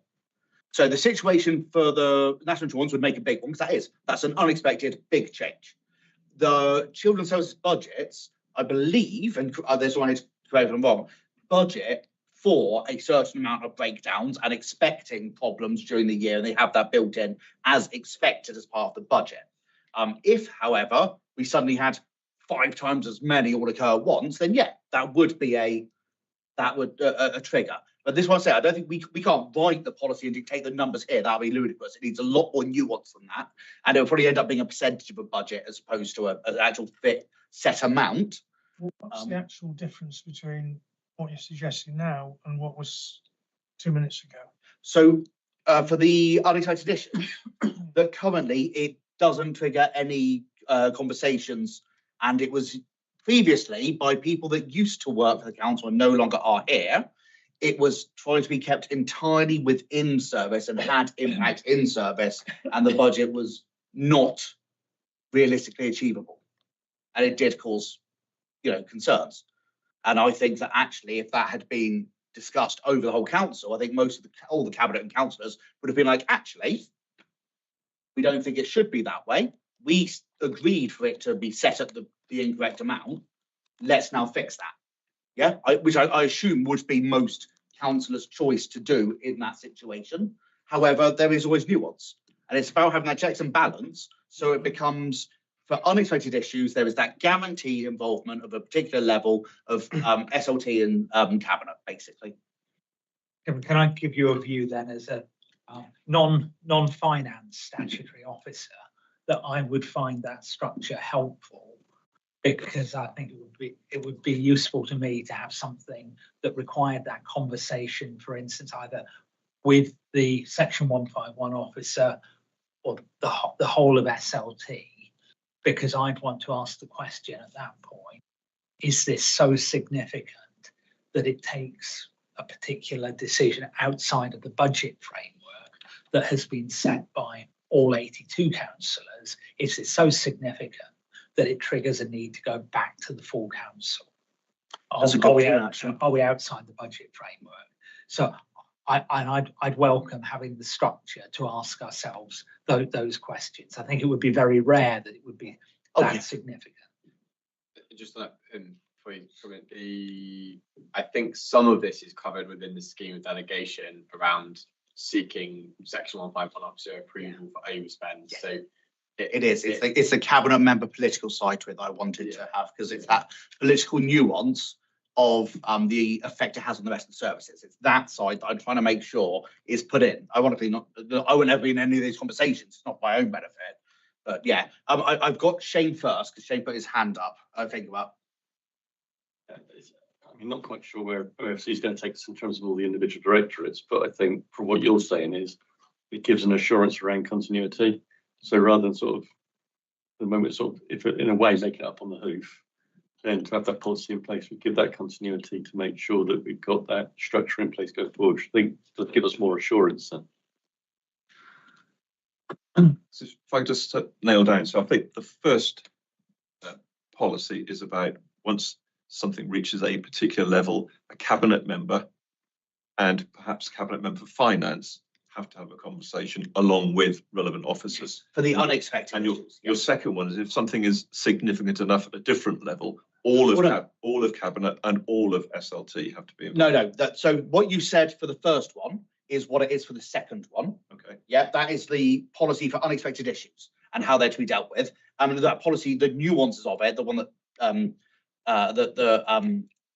Jonathan just agreed with as well, which is a real rarity for us to be. It's lovely. It would be, I think that would be something that is not for us to set. And that's about making sure the political oversight and the discussion with everybody else all kicks in at once for that. The first one is a specific policy on having a flag for a conversation about the full cabinet or between, even if it's informal cabinet, about the possible need for a full rebasing of a budget if it's been overspent by X amount for X number of years. Not one-offs, because one-offs always happen. It's the consistent misjudgment of it, because we're always trying to predict it. If we predict it wrong by a large amount repeatedly, actually, we need to look at that again and then rebase that budget, or think about rebasing the budget. So that was the two. Does that make sense?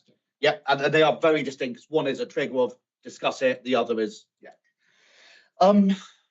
Barry, go for it. Yeah, I mean, I'm in agreement with it mostly, but it's really what level set at and what is called significant. But that is why we do not like the policy. We are suggesting a policy to cover it, Barry. Two things, what level it's set at and what do you call significant. But that's the important things to me. But Barry, those are the things we can't set. No, that's down to the policy creation, which we down to the cabinet members, the officers, and then overview particularly. We suggest the policy. They will then create a policy, and then, if appropriate, we would review the policy after it's in. Does that make sense?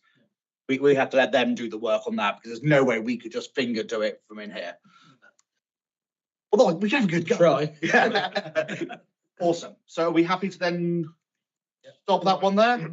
Guys, thank you very much. Now we have got, very kindly, Anthony has said we have a 15-minute break. between this item and the next one, because we're then going to contact the people for item 8 to then start making their way in for it. So we have a 15-minute break by request. Can we do it? Can we do 11 minutes? We'll do 11 minutes. We'll do a 10-minute break. Yeah. And it's proof, it's not me, it's literally on here written down asking if I can do it. So a 15-minute break between item 6 and 7. So, and I think it's reasonable. I think starting meetings at 6:30 and then interrupting them is not reasonable. Well, if it Some people have got homes and dinners to get to. absolutely, and we will let Anthony go and request the other people to attend, and then we'll take it on from there. But it was a request from the Democratic Services, and if Democratic Services request it, I couldn't think of a very good reason to say no for the sake of 10 minutes. If Democratic Services You were can here, say I'd no. explain it to them. I had like dinner on the way here. Let them I know. was in such a rush, I shot my sausage and chips into a bowl and ate it on the drive. I should just stay the way here. Made sure my youngest was fed. I was like, It's just okay. nice. And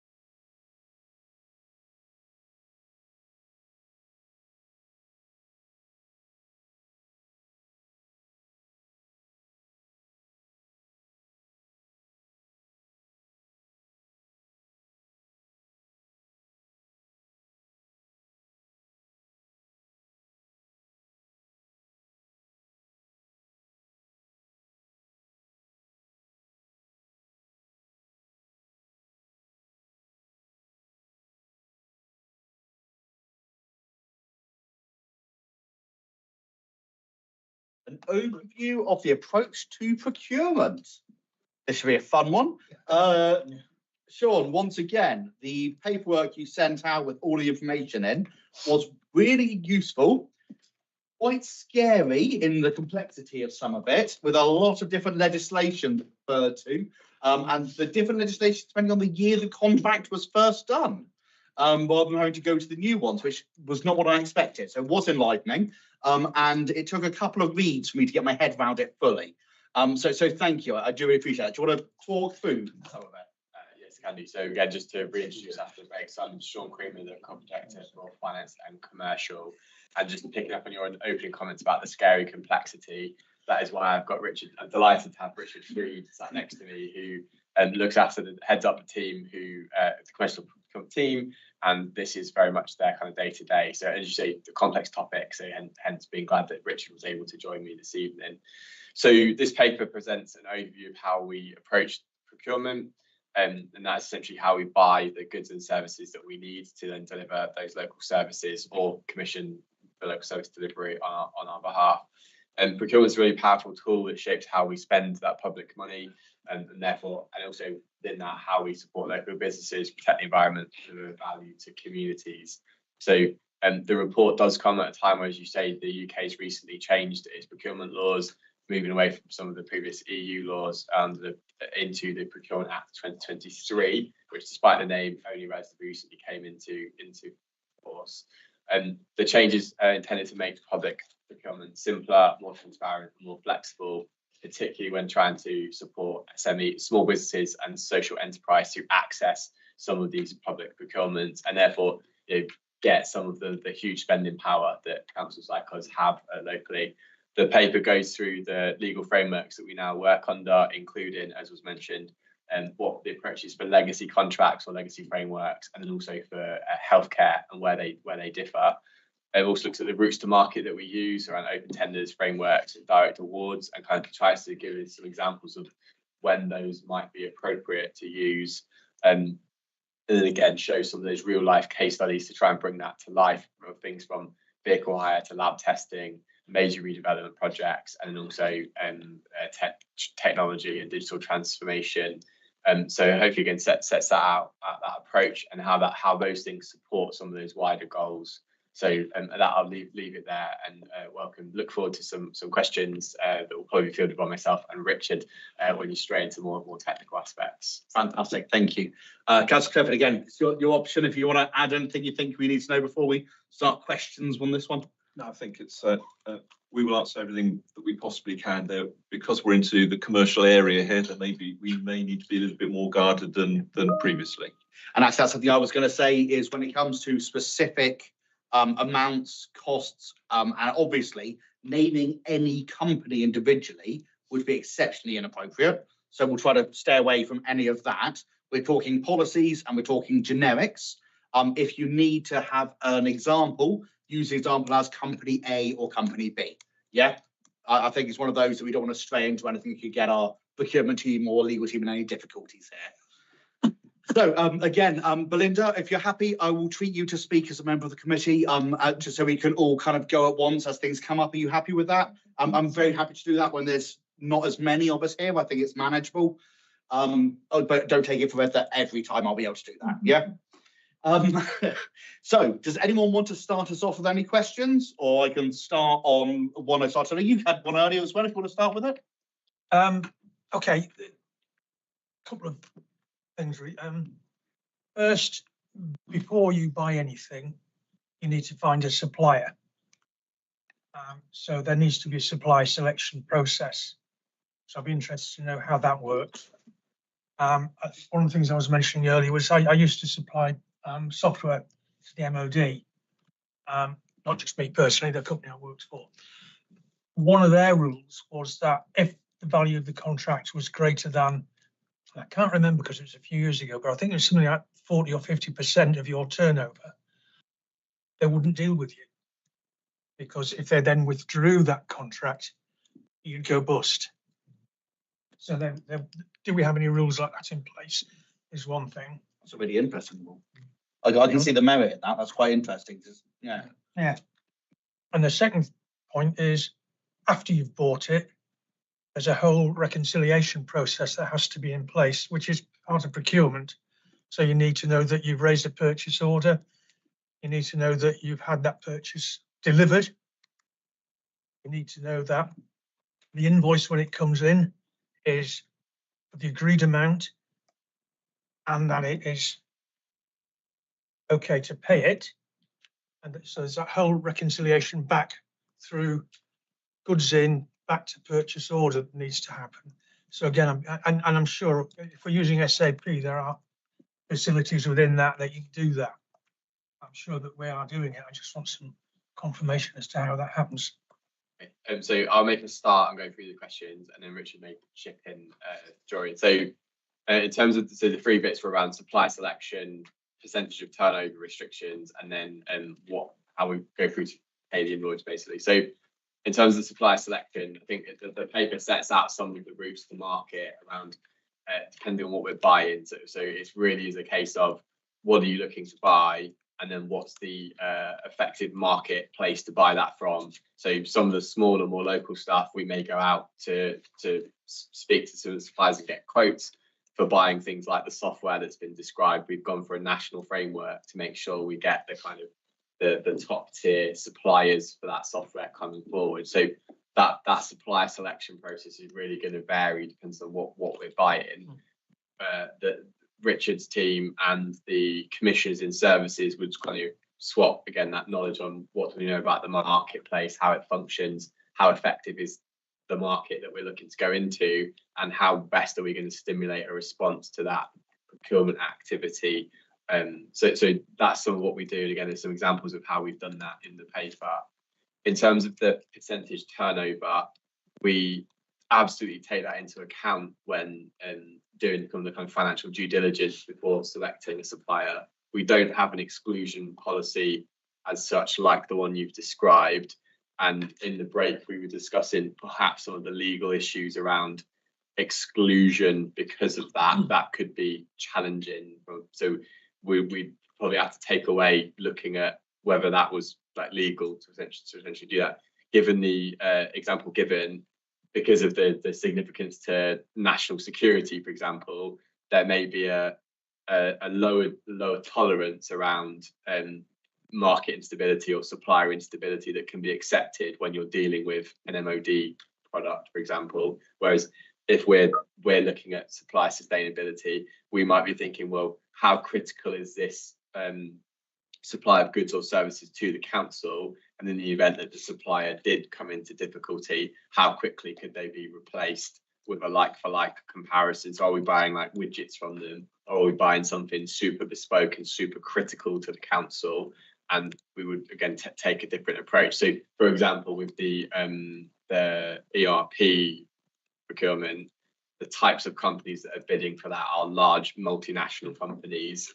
On the basis that if that ERP system went dark for a week or something like that, that would be pretty critical to the council's activities. Whereas if we bought a financial ledger from a much smaller local outfit, for example, and the system went out, or there was a supply chain issue, how quickly could they get that product back online, or how quickly could we replace that product would be issues we consider. So that would be where we go for those larger suppliers in that scenario. But we don't have a specific exclusion policy. We could take that way to look at, but there'd be legal implications of anything like that where you restrict someone's ability to bid. I didn't quite understand that.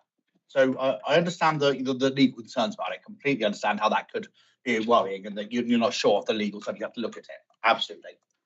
But you said you do consider it as part of that. So how do you consider it if you're not sure it's legal to consider that as part of it? So essentially, yeah. So sorry, I'm Richard Breed, the service manager for commercial and procurement. So we have a standard set in our standard documentation and the thresholds that come from finance and our accountancy experts. But what we need to do is apply that on a case-by-case basis to each individual service area.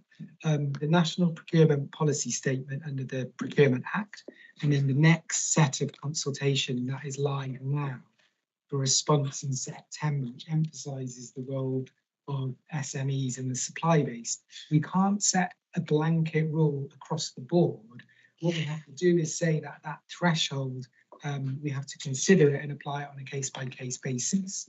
So like Sean says, in some of the larger contracts, we have those standards set, and you can see that in the tender documentation that's published online. They're generally called what's called conditions of participation. Part of the change for the Procurement Act 23 is trying to get the public sector to be saying on financial thresholds, on insurance standards. For example, that's one of the key aspects of the consultation for September. So is our insurance standard reasonable for that particular contract, as opposed to saying across the board, it must be this minimum. So, okay, so legally, there is mechanisms in certain situations to be able to say it's over this set, we're not going to work with anyone over this set because it's of too critical a nature for what we're doing. But we haven't looked previously at doing a blanket one, because actually the new act is nuanced in the fact they want us to work with more SMEs as part of it. And so there's more case-by-case basis on those to enable them to access the local government funding framework for work. Yeah. Am I sort of following? Sorry. Ultimately, we need to be proportionate. So it's just applying the standard for the particular contract we're letting. So if we're letting a contract, for example, for £100,000, delivering service A, that's not recognised as high criticality and strategic, a lower standard might be applied, and you would agree with the service that they were happy to have a brand new startup.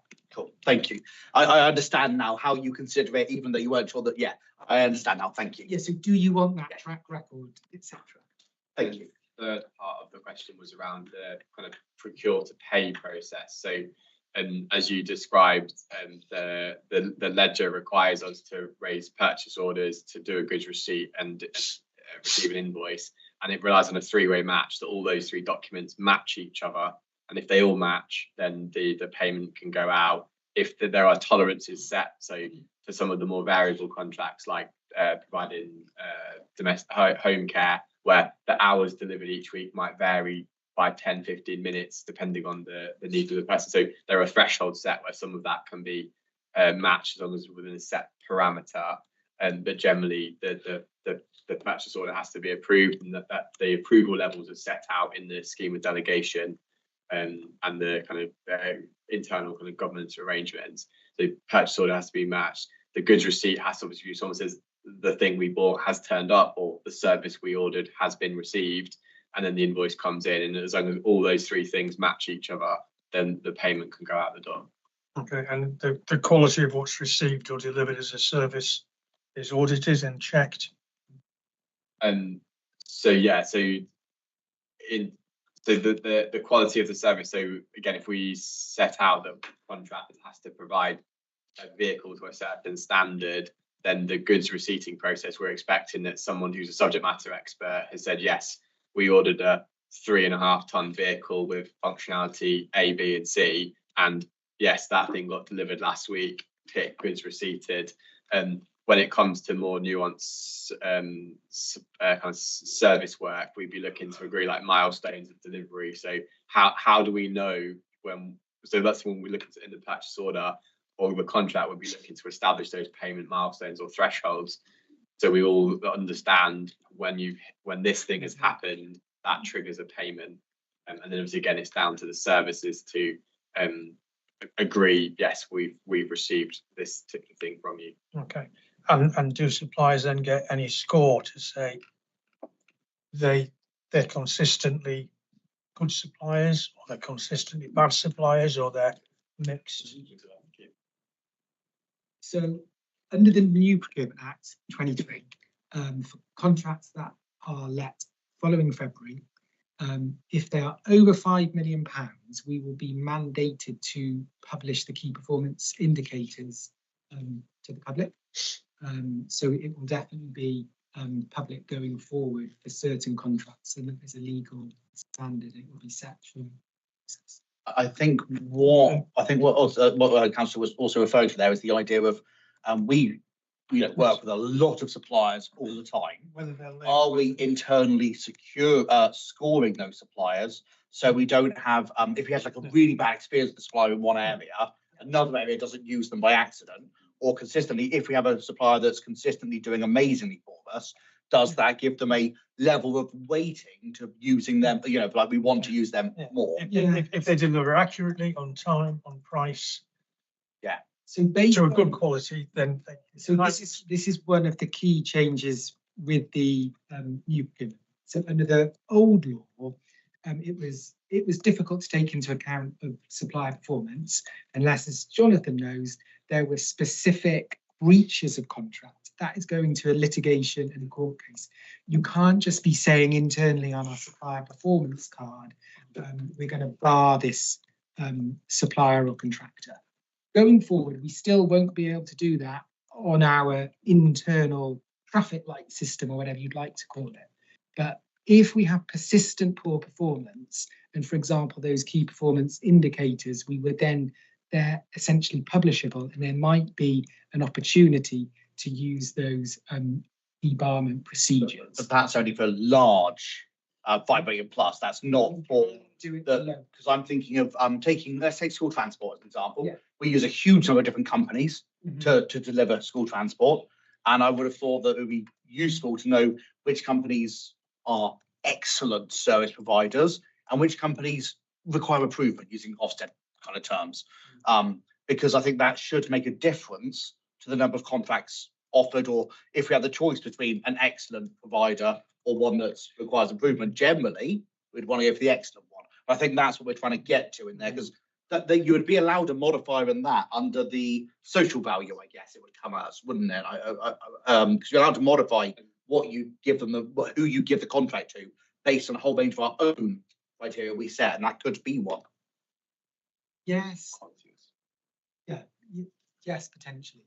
Yeah, so as part of the procurement exercise, we do set out a rating between quality, price, and social value. Yes. And so, depending on the nature of what you're buying, that is can be a sliding scale between them.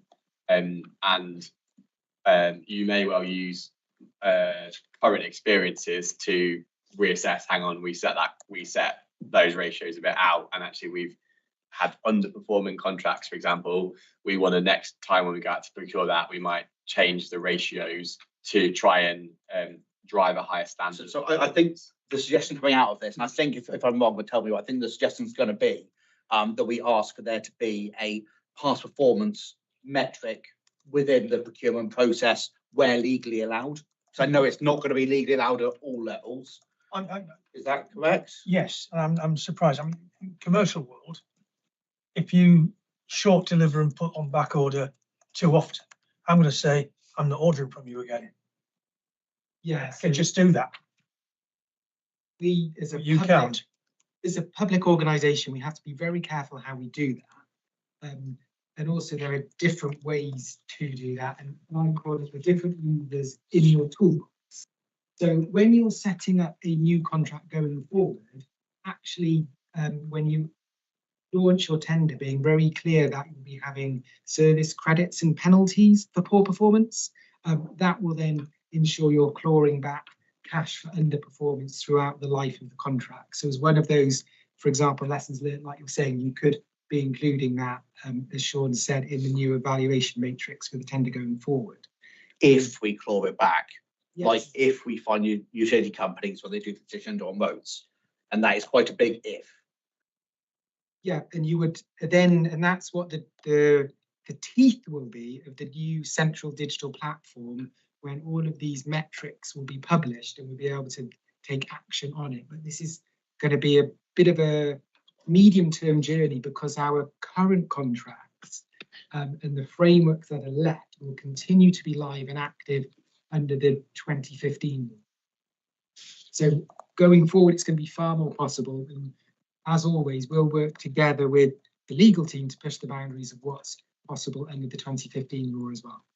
So would it be legal to have in there somewhere for the person that's receiving the service or goods that is being paid for by the council to give feedback on that experience, for that to then be monitored and collated over time. It should be just through the software, because you see you've got an order for 100 items, they deliver 90 consistently, there's always 10 on back order. And you can just see that, and there can be workflows that just pull that information out and tell the operator. Yeah, like This is up to snuff. Is that something we legally could do and use to consider when making purchases below certain levels? At certain levels, it goes to all sorts of blind bits. But on the standard procurement, would that be legal for us to do? So you'd be able to consider, like, it's how will you design a procurement to take into account that past performance and or demonstrate track record of delivery as part of the assessment.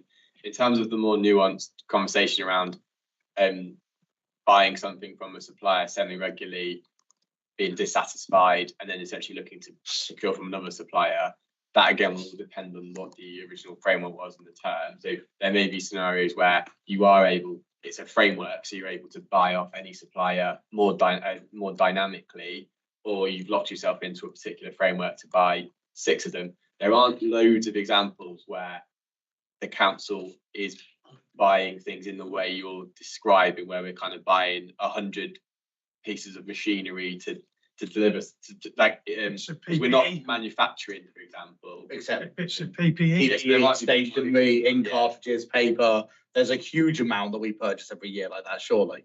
There are, but in terms of the gross £1 billion spend, how much of that we're doing is going to be relatively minor.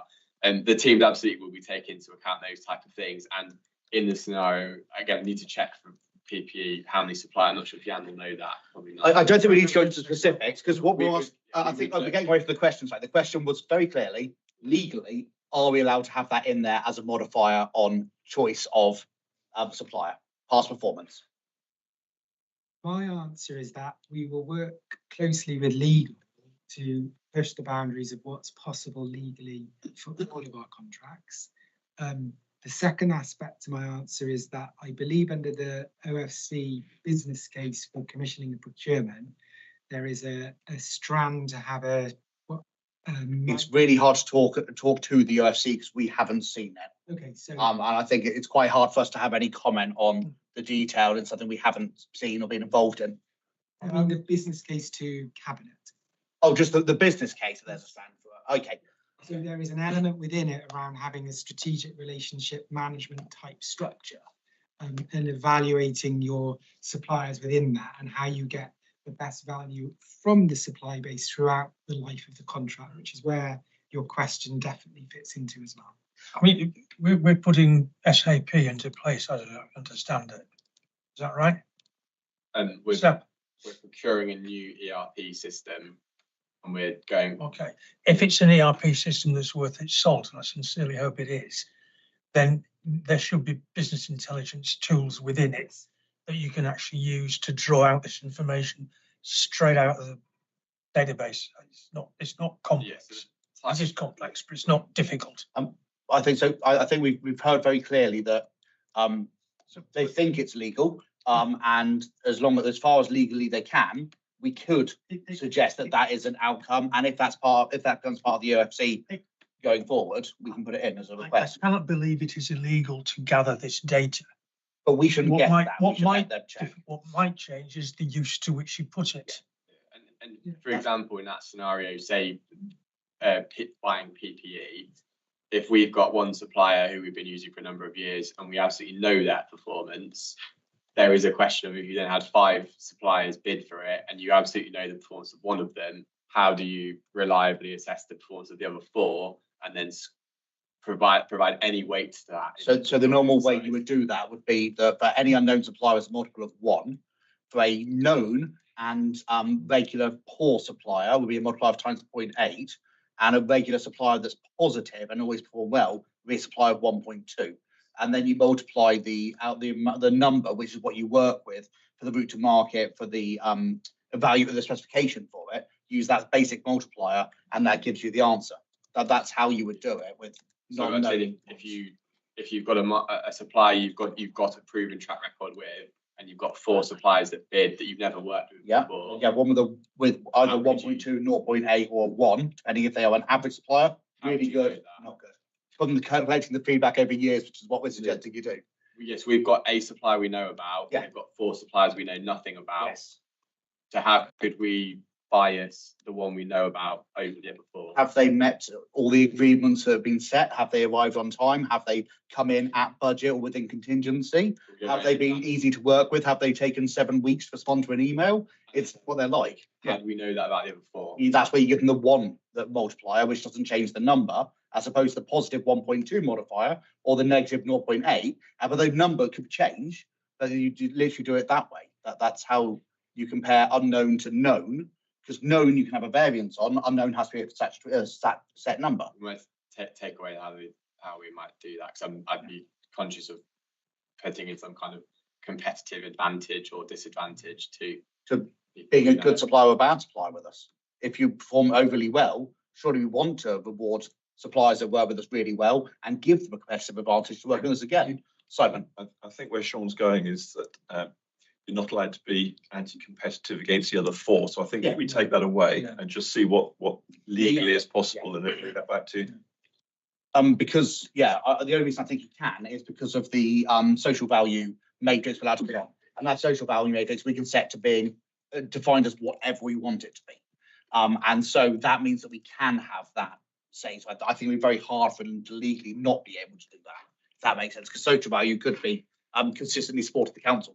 Let's bring it back to fantastic. But I think that so unless someone thinks that's a really bad recommendation and we shouldn't be doing that. No, then we can put that forward. They can then look at it, and if it's not legal, obviously you can't do it. Even if we say please do it, if it's not legal, then you can't. Yeah. On the social value piece, typically That's my next bit I'm going to come to. Okay, ask your question and I'll pick up there maybe. I think did I see Barry's hand up first? Yeah. With contracts for like services or agencies, what is the normal length of the contracts and that, just wondering what length of contracts, and are there any break clauses in it or anything like that? So the nature and length of the contract again will vary based on the market. So half a day to for example, agency staff contracts sometimes can be on like a 1-week notice period, recognizing the work might be quite temporary in nature, whereas or a day's notice depends on what they're doing. Whereas, for example, the procurement we're going through on the ERP, I think it's a 10-year contract, recognizing it's a huge investment in capability, capacity, technology, and not something that you want to go through a process of change. So again, it would be a real based on the market intelligence, based on how easy it is to replace, how stable you want it to be will affect the length of the contract. And there are absolutely break clauses, extensions built in. So again, you have opportunities to review the performance of the contract and to take action accordingly, or extend the contract if you wish to. And Richard's a big advocate for building in flexibility as much as possible, and without there needing to go back around a re-procurement activity. So the classic example is if you want to procure apples, looking to run a procurement for fruit, and then only buying apples, but then in case that you need a banana next month, you've got an ability to purchase a banana, rather than restricting yourself to only buy apples and then having to go through a new market engagement exercise because you realise you need a banana. I hope that's a really basic. You would use your process you spoke to earlier right at the beginning of the procurement process. Is there best value within that example of buying the additional fruit to demonstrate why you wouldn't be going out to your separate tender in your contract to set up legally? So what is the average length of a procurement? And because you said 10 years or 1 week. I think it's between 1 day and 10 years. I'm not sure what the average most contract. Years. Yeah. I think you mean the mode rather than the mean or median. It means the one that has the most quantity of. So probably 2 to 3 years, I'd say, is the typical because then that provides you some degree of certainty. I would argue that it's the less than a week and it's the agency staff that cover for a day. I think with the number of agency staff that just do one day here or there massively outweighs all the rest of the contracts, I would say. So The number of contracts, not quantity. So I would say that the mode is probably 2 days. So typically agency staff is not an individual contract between us and the agency member of staff. The It's contract with would the- be with the agency provider, which would typically be over a couple of years. So even in this scenario where the worker has a shorter notice period, it's governed by an overall contract, which would be longer in nature. That's what I was trying to get at. That's what I was trying to get Because, for example, again, on the supply, I may want to talk about some of the type of work that support the waste and recycling activity. Yeah. You need some degree of stability with the overall provider, who can then provide you with staff on an ad hoc basis. Whereas if you had to go out and individually find the staff or set up a contract with the individual member of staff, that would be hugely time consuming. So there's some stability of who the main providers are. Yes, we have the contract to use that. We have the procurement to pick that provider, but the contract is still for what we actually use. It's not for a certain amount of staff every day from them, is it? In waste management, which is the example we're talking about, we have contracts with agency supply companies. And you're absolutely right. There might be one particular agency worker who works for 1 day for us and we never see again. Others, some people out there like to work for an agency and they like to work for the council through the agency. So we see them day in, day out. And there's no real pattern to that. But the underlying contract with the agency provider, 2 to 3 years would be. But that contract is to procure from them when needed. Yes, exactly. It's not to procure a certain amount every day from them, is it?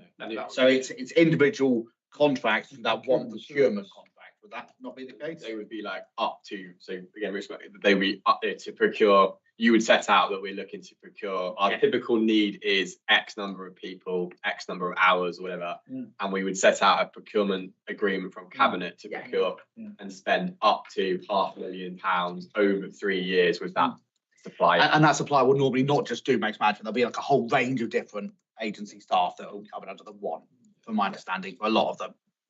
Yes, agency companies do tend to specialise in sectors rather than covering the whole gamut. See, I found care and waste sector, ironically, quite often the same company. There are some they're high demand sectors. Yeah, exactly. And that's what I was thinking of referring to. Sorry, Jack Jeans from Salisbury. Your evaluation model for tenders is based on your 60-30-10 split. So how do you define social value and determine the ratio? Why is social value only worth 10, for example? This is going to be my question, especially as with the emergencies that have been declared. You would imagine there'd be quite a massive weighting towards carbon neutrality of the procurement groups that we're using, the carbon neutrality of them, and the ecological impact and that sort of stuff. You'd imagine would have a much higher weighting as they are emergencies of the council. Okay, so I think you're referring to the example. It is just an example there, yeah. So what I tried to do here is take out all of the words and just make it really simple. So essentially, you would need to look at our procurement strategy on the intranet to see how we try to do this. So to explain it quite simply, on each tender, we need to go and look at what is the particular contract, what are the risks and the issues, and then to weight these appropriately. So, for example, there was it's actually best not to use that example because I don't want to use particular examples in a public setting, but the commercial strategy will be saying there needs to be a very good reason for you to be not having a weighting of price of around 50%, because we want to be showing for the council that we want to be going for the lowest cost supplier, but we need to be recognising that's meat, and it's changed now. Correct. Because this is the right time to change that. Because it's changed from meat to mat. So so this is exactly right. We need to be recognising that usually we would be saying 5% on social value, and then the 50% on the cost, and then how the quality is then subdivided into the different areas that are important for that particular contract. So if carbon was very important, then you then apply that within quality, and if it's possible, you might try to get it into social value in the broader remit of the influence within the Dorset Council. Another silly question. Sorry, I thought that There's no such thing as a silly by question. declaring the climate and ecology emergency, they were central to everything. And so if carbon's suitable for that, if carbon's important in that contract, it's quite makes sense to me. Surely every contract should be based on the carbon rating of the company we're using, or not the carbon maker, how kind of carbon friendly or climate friendly they are. If it is central to everything we do, shouldn't that be a central thing that's in there?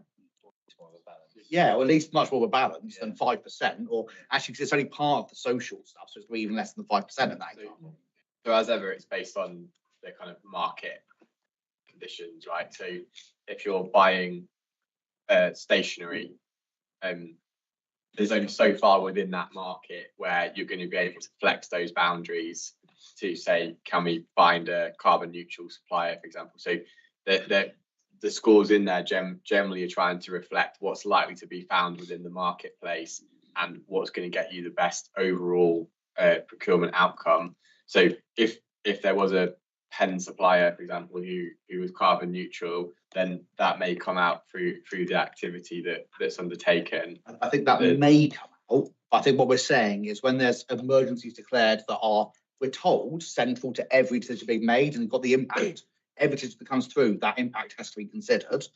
And we're trying to encourage the rest of Dorset to do the same. I would have thought there'd be a much bigger, that would feature on every single procurement exercise. Same as the idea of the Dorset Pound. The location of the company would have a lot more weighting than this part of the social value side. And I think we're allowed to do that legally. Now it's changed to MAT rather than the meat. It's much more about using the supplier that's right for you than just best value for money. Are you intending to take those opportunities and do that? So I think it's still done on a case-by-case basis, and the examples given set out a ratio, and they will flex in the examples depending on what you're doing. So again, if you're buying like widgets, you may go 95% price or something, because actually if you're buying something very technical and very standard, which it has to meet a very strict criteria, then in theory, like in this the testing lab one, you can possibly load up price, for example, because there's a very high bar to provide that good or service, which therefore means price is the only variable in that supply chain. Whereas you may have other ones where you say, actually, we absolutely want to weight it in a different way. I'd be nervous as ever of a blanket policy of that type of thing because of the unintended consequences of tilting one way or another, which is why we look to do it on a kind of case-by-case basis, using the boundaries set out within legislation and our own policies as the kind of minimums for a lot of this stuff. But again, be led by the market dynamics that are at play. I would say we get a lot of flack at the council for the fact that we declare things but haven't fixed them yet. Yeah, which is crazy because, of course, we can't fix global warming as a single council. I think it's really surprising that that's not in there, because the EQIA assessment for it should be on it. There should be an impact assessment for it for them all. That's part of, I thought, now mandated coming down and through. And obviously a lot of that, it will be just the delivery vehicles used would be a massive part of it. And so I think I'm surprised that's not a central tenet as part of the procurement policy and contract going forward. I think we can't retroactively change anything. It's about going forward. And unless anyone's going to be, Craig, what do you think? Just to follow on what you just said. So I understand that you would have to treat individual items of procurement on a case-by-case basis, because there'd be certain things we might need to buy or services we need to sign up to that it's obvious that there will be different kind of percentage of weight given. But is there, and I know you also said about a blanket policy, but is there any form of policy or framework in place right now to try and provide a bit more guidance to how we look at what weight we put onto the individual measures, because I think following from what the chair's just said, and having sympathy for the, kind of the political element of this as well, is that if politically we're saying that we want to, reach, net zero by 2045 now and everything else, but actually on the opposite side, procurement and that process is saying, well, that's great, and I'm going to be pedantic, but we're going to put 5% reference to that. We might say 10% if it's something that's a bit easier, but generally it's good, really it's about the money, which I'm also kind of okay with. I wonder if there's a halfway here between a really solid kind of, it must be 50% for eco, and then not, if there's something we can try and find in the middle, if that already exists. So I think what we've heard, I'm going to try to cut this off, because I think what we've heard is that how it's worked on a case-by-case basis is from the strategic plan that's laid out, and we have had a change in the national framework, which means we have a position to change that strategic plan. And so could we suggest that on the next right of the strategic plan for that, appropriate weighting is given to the climate emergency, ecological emergency, and the Dorset pound, and also that's specifically included in there? Is that something that seems the chair is going through it now? Would it be? I mean, would it be easier? I don't know how to word this, but would it be easier to maybe? I'm going to back cramp it. So you have to forgive me. I'm trying to.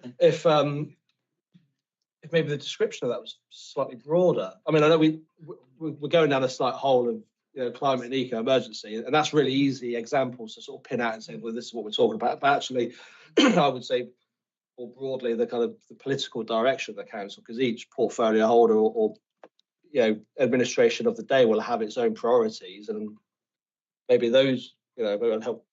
Maybe that should be more in line rather than just saying eco. I'm looking towards cabinet member and leader, because this is very much a request. The current strategic document that sets out how much weighting should be given to what, and it's on a case by case basis. In our view, I think around the table doesn't match the council's published strategy currently. How's the best way of having that changed? What recommendation from us might go to that? And then I'll come to Brendan.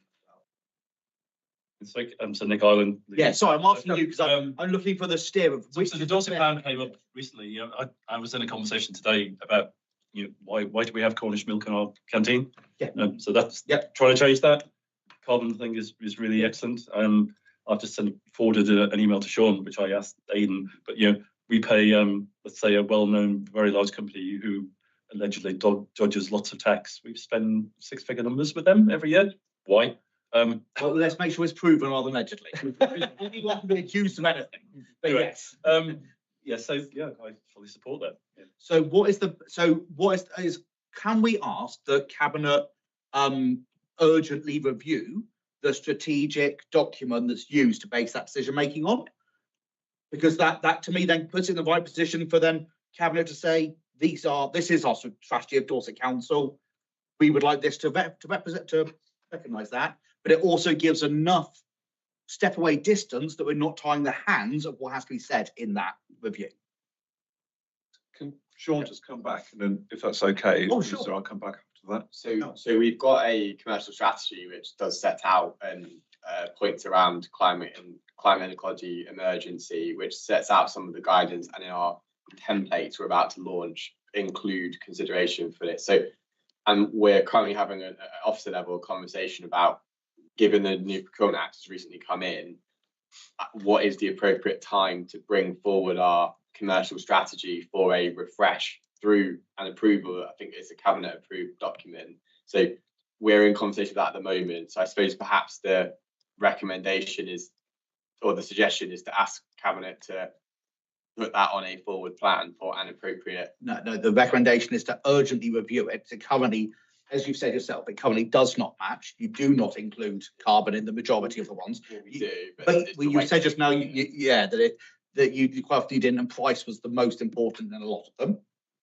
And that's now changed, yeah. So let's urgently review it. Now we have the chance, the government have changed the rules. Let's ask cabinet to urgently review. That urgently review doesn't set a specific timeline, but otherwise I know that things that go on 4 plans can be on a 4 plan for 4 years' time. Speaking from, we've all lived through some of these sort of things before. So actually, let's give a little bit of a nudge that it's urgently reviewed by cabinet, not by us. Is that okay? Yeah. Yeah, your suggestion to make and cabinets to prioritise it. Yeah, and how they interpret the word urgently is entirely up to them as well. It's a very fluffy word. I'm not trying to tie hands. I'm trying to get the meaning across without having to nail anything down. But Linda, you wanted to comment on this as well? Yeah, I just wanted to say that in the next item there is reference to sustainable procurement, and the sustainability team are developing very sophisticated looking platforms. So I don't know to what extent you guys are working together on that, and also to what extent that also includes, I mean, I imagine it would include sort of buying local kind of idea, but does it also include kind of the ethical example that Councillor Ireland mentioned? So I don't know whether, I'm assuming it's all joined up, but so I think you're never quite sure when you read it different. Yeah, and I think the point is, even if it is tied up currently, it's the 5 to 10% is the general amount that the weight's given to that whole spectrum of things. I think our feeling was that level of weight doesn't necessarily reflect the strategy and the importance of emergencies, and so it's then asking for that to be urgently just urgently reassessed, basically, because we want to make sure that it matches. Yeah. So I just committee will make a recommendation and we'll listen carefully to it. I just want to reinforce the fact that this is a sliding scale on a case by case. So, for instance, you've got here quality 30%. That is not the threshold that's used in care contracts. Yeah, it flips and it goes very much more the other way. So I think what you got here is an example, and it's probably useful for us to listen, come back, and if necessary, expand on any areas to give examples that are perhaps at the extreme, where it may be 90% quality, 10% price, and 90% price, 10% quality, and just give a bit of insight into what they are and why they are in that kind of threshold. Yeah, but it's very hard to do that. We're going through very specific examples that can be traced to businesses, which is why we're going on the 10% EG here, which was then dropped to 5% in the examples given. And so that was why we've got on that level, as opposed, because if we'd heard that generally it's on 30-40%, we wouldn't be making that without that thing. And actually, you're right, a lot of the time, the quality can be the most important when it's person. Craig. I was just going to ask, again, probably a silly question. And actually, I think Councillor Clifford's explanation, what you just said, it actually helps me to try and articulate what I was trying to say before. So I guess the question is, as pointed out, that those sliding scales could be different for each thing. Ultimately, who sets those sliding scales? Yeah.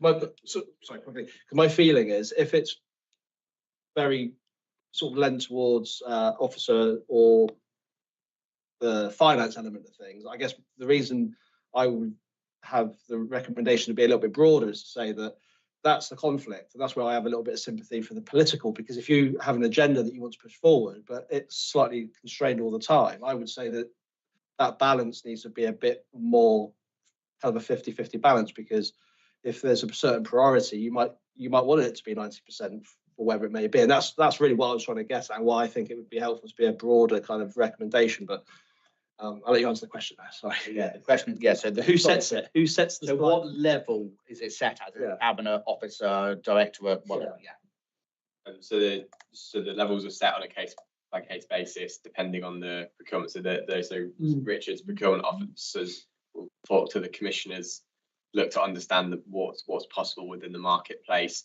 and will set an appropriate balance between the 3 elements described, based on the market that they're about to procure from, what we're going to buy, and the kind of the maturity of the market. And so it's a collaborative conversation. So they're all set by Richard's team?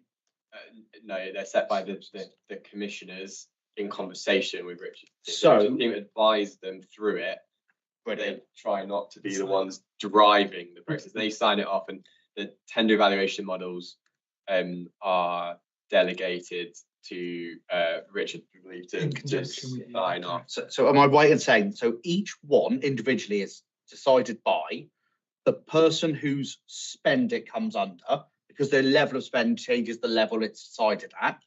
Because that's the commissioner, it's the person whose level of spend it is. So it's decided by the commissioner and Richard's team in conjunction. In conjunction with the exec director. But there is a major nuance to this question. So when we are calling off contracts from a framework, the rules of the framework set how we can do that. So for example, Crown Commercial Services may say on a certain framework, you must only assess price only. Yes. So you've got to play. You have to follow the law. You have no. Yeah. Well, the rules of that particular framework we're using. Yes. Who creates that framework? Us or nationally? Is it legislature? There's many different ways of creating it. We have some we've created, and we have some we use from other public authorities, and we have some we use from central government. So I guess what we're saying is the ones that are dictated to us, obviously you have to follow them. We can't change that. But the ones that we dictate, we can change. And where we can have that choice, the strategic vision of the council should have a decent level of impact within the decision making. I think is what we're trying to say there. Because obviously we can't dictate on ones we're not entitled to change. That's your recommendation to Cabinet to consider. Yeah. Yeah. But if we're in the middle of a process with a framework in place, we can't change it. We can't change that. It's only going forward in the future. Yeah. Absolutely. And just on that point, and just not to prolong it, but typically that's because the framework will have already assessed quality and social value, etc., to get onto the framework. So they're kind of saying the only variable within this framework now is price. So that's the thing we suggest you make a decision based on, because they've already met a threshold to qualify for the national framework, for example. Oh, so if that's the way it works, I would personally want a practical overhaul of that. Because that way, someone that's met a base level of passing is considered the same as someone that is amazing, and that to me is totally wrong when it comes to our strategic priorities. So it's a yes or no, do they meet a base level, not a score out of. Well, it will depend, because also again, and one of the benefits of using a national framework is to reduce resources required. So for example, the ERP system we've just procured is through a national framework. If we were to try and do that procurement as an open tender ourselves and set up a framework, that I think that's a really important example, though, because we're talking much more about regular goods and repeated services as opposed to large single ticket items. And those things typically might not be from the national framework.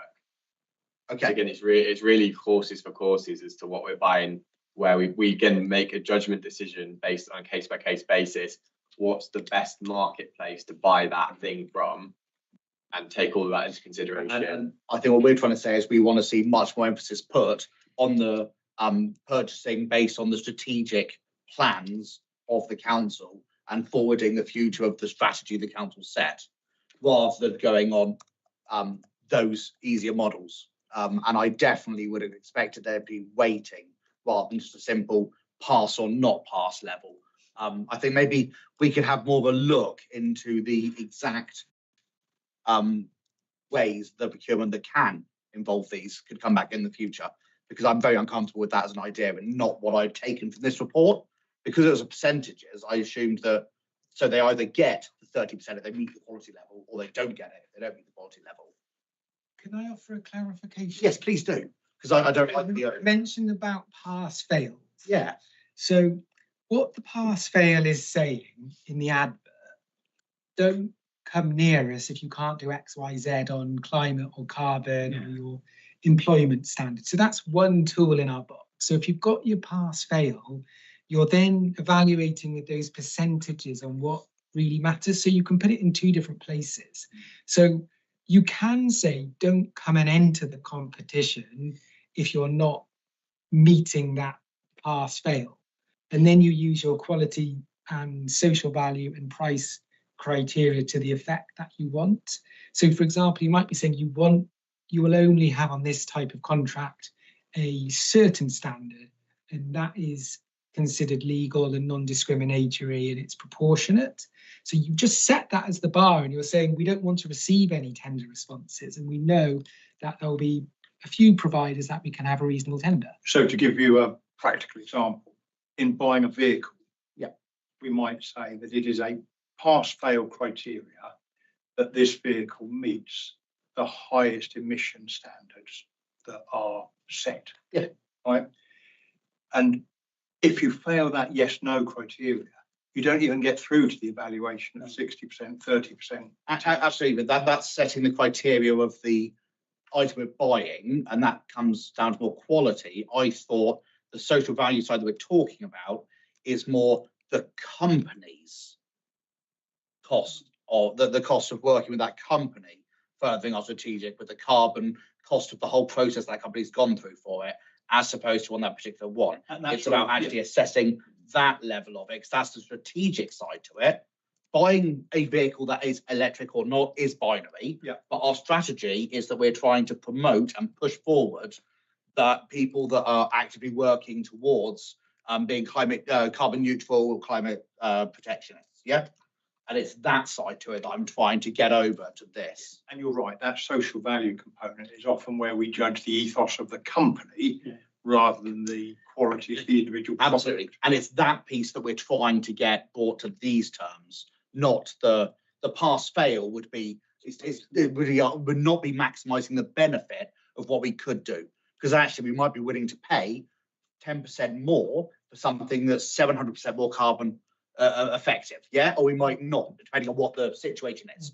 And I know it's very situational, and it can't be a policy that covers everything. It's about having the weightings put on there in the correct terms, set out by our strategy. That's what we're trying to get to. Yeah, and we have all of that laid out in our current strategy, which I call the toolbox. And I didn't answer your question. We've liaised very closely with Anthony's team on carbon, on the new toolkit. So it's here. And it's what people can access and use as to what they want to put in their procurement. It's not here. It's not in the reports. That wasn't really mentioned in any of the examples that were done. We can bring you some.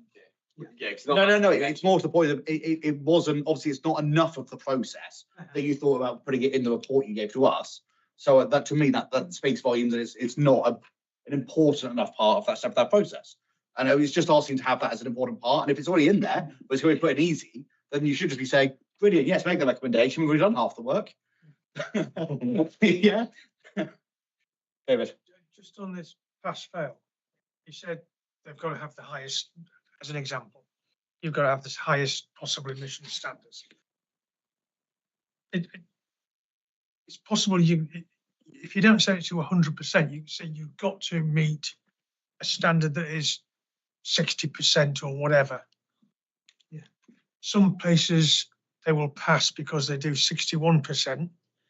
Other people will pass because they do 99%. Yeah. And how do you evaluate that? Because they're both passed, but one not quite as well as t'other. If you set a pass-fail criteria, It has to be it treated. is a pass-fail criteria. You are either over the line or below the line. Yeah. Okay. And Well, that's I a think- fairly brutal tool. I think You Simon's might have to use with care. I think Councillor Clifford's probably picked up very clearly from us that our view is that we think we're better for that to be a sliding scale than pass fail. And I think Sean's picked up that sometimes it can be, sometimes it can't be. Yeah, so within what was described was so sometimes in a procurement you'll have like two stages to it. So like a pass fail stage. Do you qualify, as Richard said, do you qualify to bid for this? Yeah. And then you'll have a quality, a price quality social value assessment. And so in some scenarios we may set a pass fail because it has to meet a particular legislative thing. It has to meet a health and safety standard, or It has to be are you a the national lower wage certain employer? Are you because do you have a one slavery policy? There'll be lots of things which are pass fail, and there are some where you say actually pass fail isn't enough. We want to know how is it flying colours pass or is it a scrape through pass? So again, and that would then be part of that conversation about, well, what do we want the quality to be, and what do we want to set the criteria? How are we defining quality within this contract? So is it that you need to be a 5-star pass, or we just want a pass? And again, that's where the team will have that conversation about what's available in the market. If we set a pass fail, are we going to get anybody qualifying? If we set 100%, quality, but 60% quality, but the market's not very mature, then we end up by default with the cheapest one because no one scores anything on quality. So again, there's all nuances to make sure that those weightings are appropriate. There's also the nuance that's coming out with the economic policy that's coming through, that actually we are a massive purchaser and employer, and we have a level of directing the market as well. And so if we're putting out there saying we want this, we value this, it will over time push the markets to fill that gap and prioritize what we're looking to be prioritized. And that's what we're looking at getting, because getting the most value for residents' money when it comes to the procurement process isn't just on the actual procurement, it can be on the effects the procurement has over the whole of Dorset and the future effects. And we're trying to make sure that that's considered at a higher level following the strategy that's set by the council within the procurement process. I thought it was mostly kind of agreed that we're happy to go ahead with that as a recommendation. Yeah? Committee decision. Okay, super.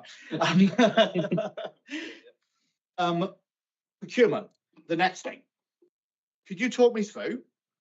Okay, I'm going to give a lovely example here, which I don't want any company names or anything, and I don't know any companies offhand that come to mind for the do this exclusively. 5 jackets with a particular logo on them. A department somewhere suddenly needs 5 jackets with a particular logo on them. How can they get them? What is the process they have to go to?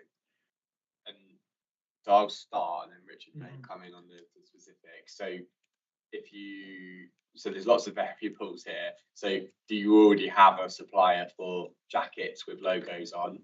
In which case you would possibly go on their website, have a look, and then through SAP you'd raise a purchase order for 5 bright green jackets with a logo on, and you send the order, and then they would turn up. How does someone find out if there is already a supplier for that item? So again, that will vary. So if someone's looking to buy the jackets, like winter jackets or something, then they may well be in the place directorate, and they speak to someone in the business support team and say, I'm looking to buy this thing, have we already got a supplier? Like, they'll talk to colleagues about it. They could, if they were really good, they go on our contract register and have a look through our contract database, and they could scour through that to find a supplier. Not really the best probably of the time. But realistically, they would probably ask someone in a business support or an admin type role, I'm looking to buy this. Do we already buy it? Who do we buy it from? How can I go about doing it? But if there was no contract in place for 5 jackets, you would possibly bring around a few local companies that you go on Google and search custom jacket or something, and find some local companies that print do custom jackets with logos. You'd maybe get 3 quotes to check. One says £100 jacket, one says £20 jacket, and you do some kind of very informal level of due diligence, like you would do for yourself if you were going to buy a new pair of work shoes or something. You might. I think I understand this. Well, that's great. Thank you. So now, same question. A teacup. Is it the same process?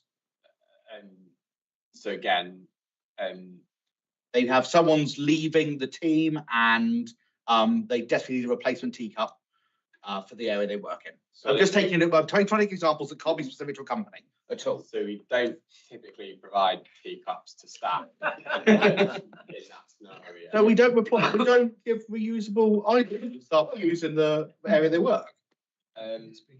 I assume we did, because you have teacups cups in the councillor one. So some of those might be provided. Again, I don't know the specific. Okay, so it doesn't. Also, the item doesn't matter. If it's a single teacup, what is it? The exact same process? Yeah. So the person would speak to whoever the budget holder is, and say, can our team buy one of these things? And then the budget holder would likely have that conversation about, is there a contract in place? How do we go about doing it? They talk to someone. So there is no level of spend that just goes kind of what we would say the cash in the office, like you would used to have a petty cash drawer. There's no level of spend that covers. Actually, even if it's just something as simple as one teacup, they would still have to go through that process. So I'm thinking the reason I've gone down that is because a teacup would be someone possibly bought by the catering team who would like to have a contract for that. Because if someone just needed to go and you run out of post-its and you had a meeting this afternoon that needed post-its for a workshop, someone might go and take something out of a petty cash drawer and go to WH Smith's and buy some post-it notes. So petty cash is still a procurement process we do use as a emergency thing. I didn't know if that wasn't in here. In some scenario, again, it's this like petty cash would be like less than £20 or something, so it'd be very minor. Sorry. So the point I'm trying to get to is to make sure that this procurement process, I expected it to be very, very sector specific levels. But what was sent out to us was not a specific amount of cost based. This cost you have to do this level. This cost is a lot less. This cost has none, which is what I kind of expected it to be. Those rules are there. They are the council's financial framework procurement. Yes. Were they in here that I missed? So I think there was a link to them in the additional papers, which sets out that the paragraph 10. Section 10, paragraph 10.2 is the contract procedure. The contract procedure rules PDF, the additional background paper. Go on that link. There'll be a table somewhere that sets out at the very end the thresholds of if you're buying something at this value, this is what you're expected to do to essentially establish best value. So the examples you gave me are things which we would probably have a contract for, which is why I was kind of dragged into there'd be a contract for that. But again, everything less than £50,000 is the same level of procurement, according to that table. Yes, and the last line there says or one or more quotes. So that would open you up for your running down to the high street to buy a teacup for something. That would be covered by that. Two shops and see £2 seems about right. I'll buy that teacup kind of thing. Okay, so that's what I wanted to make sure of, because I hadn't realised, I hadn't seen this table part, and I do apologise for that. So anything less than £50,000 actually can just be you can just go and buy it with one quote, according to this. Yeah, subject to speaking to the team about whether you need to do like a procurement initiation document. Yeah, you can get one quote for it and buy it. Yeah, so okay, so I hadn't spotted this, and I honestly, I'm shocked that you're allowed to do that, because actually, minimum requirements of relevant rules call off an existing framework agreement let by the council or the third party, so you don't have to follow them, or one or more quotes, and you can spend £49,950. That doesn't seem. That seems like I thought we'd be over policing this. It seems like we're massively under policing it, in my opinion. The other person thinks that. Do we think it's normal for 49,000 with only one quote? Because to me, that how many purchases do we make that are under that value? Because that potentially could be a big number. Yeah. Multiply that by many transactions. That's a lot of money to not have to get 3 quotes for.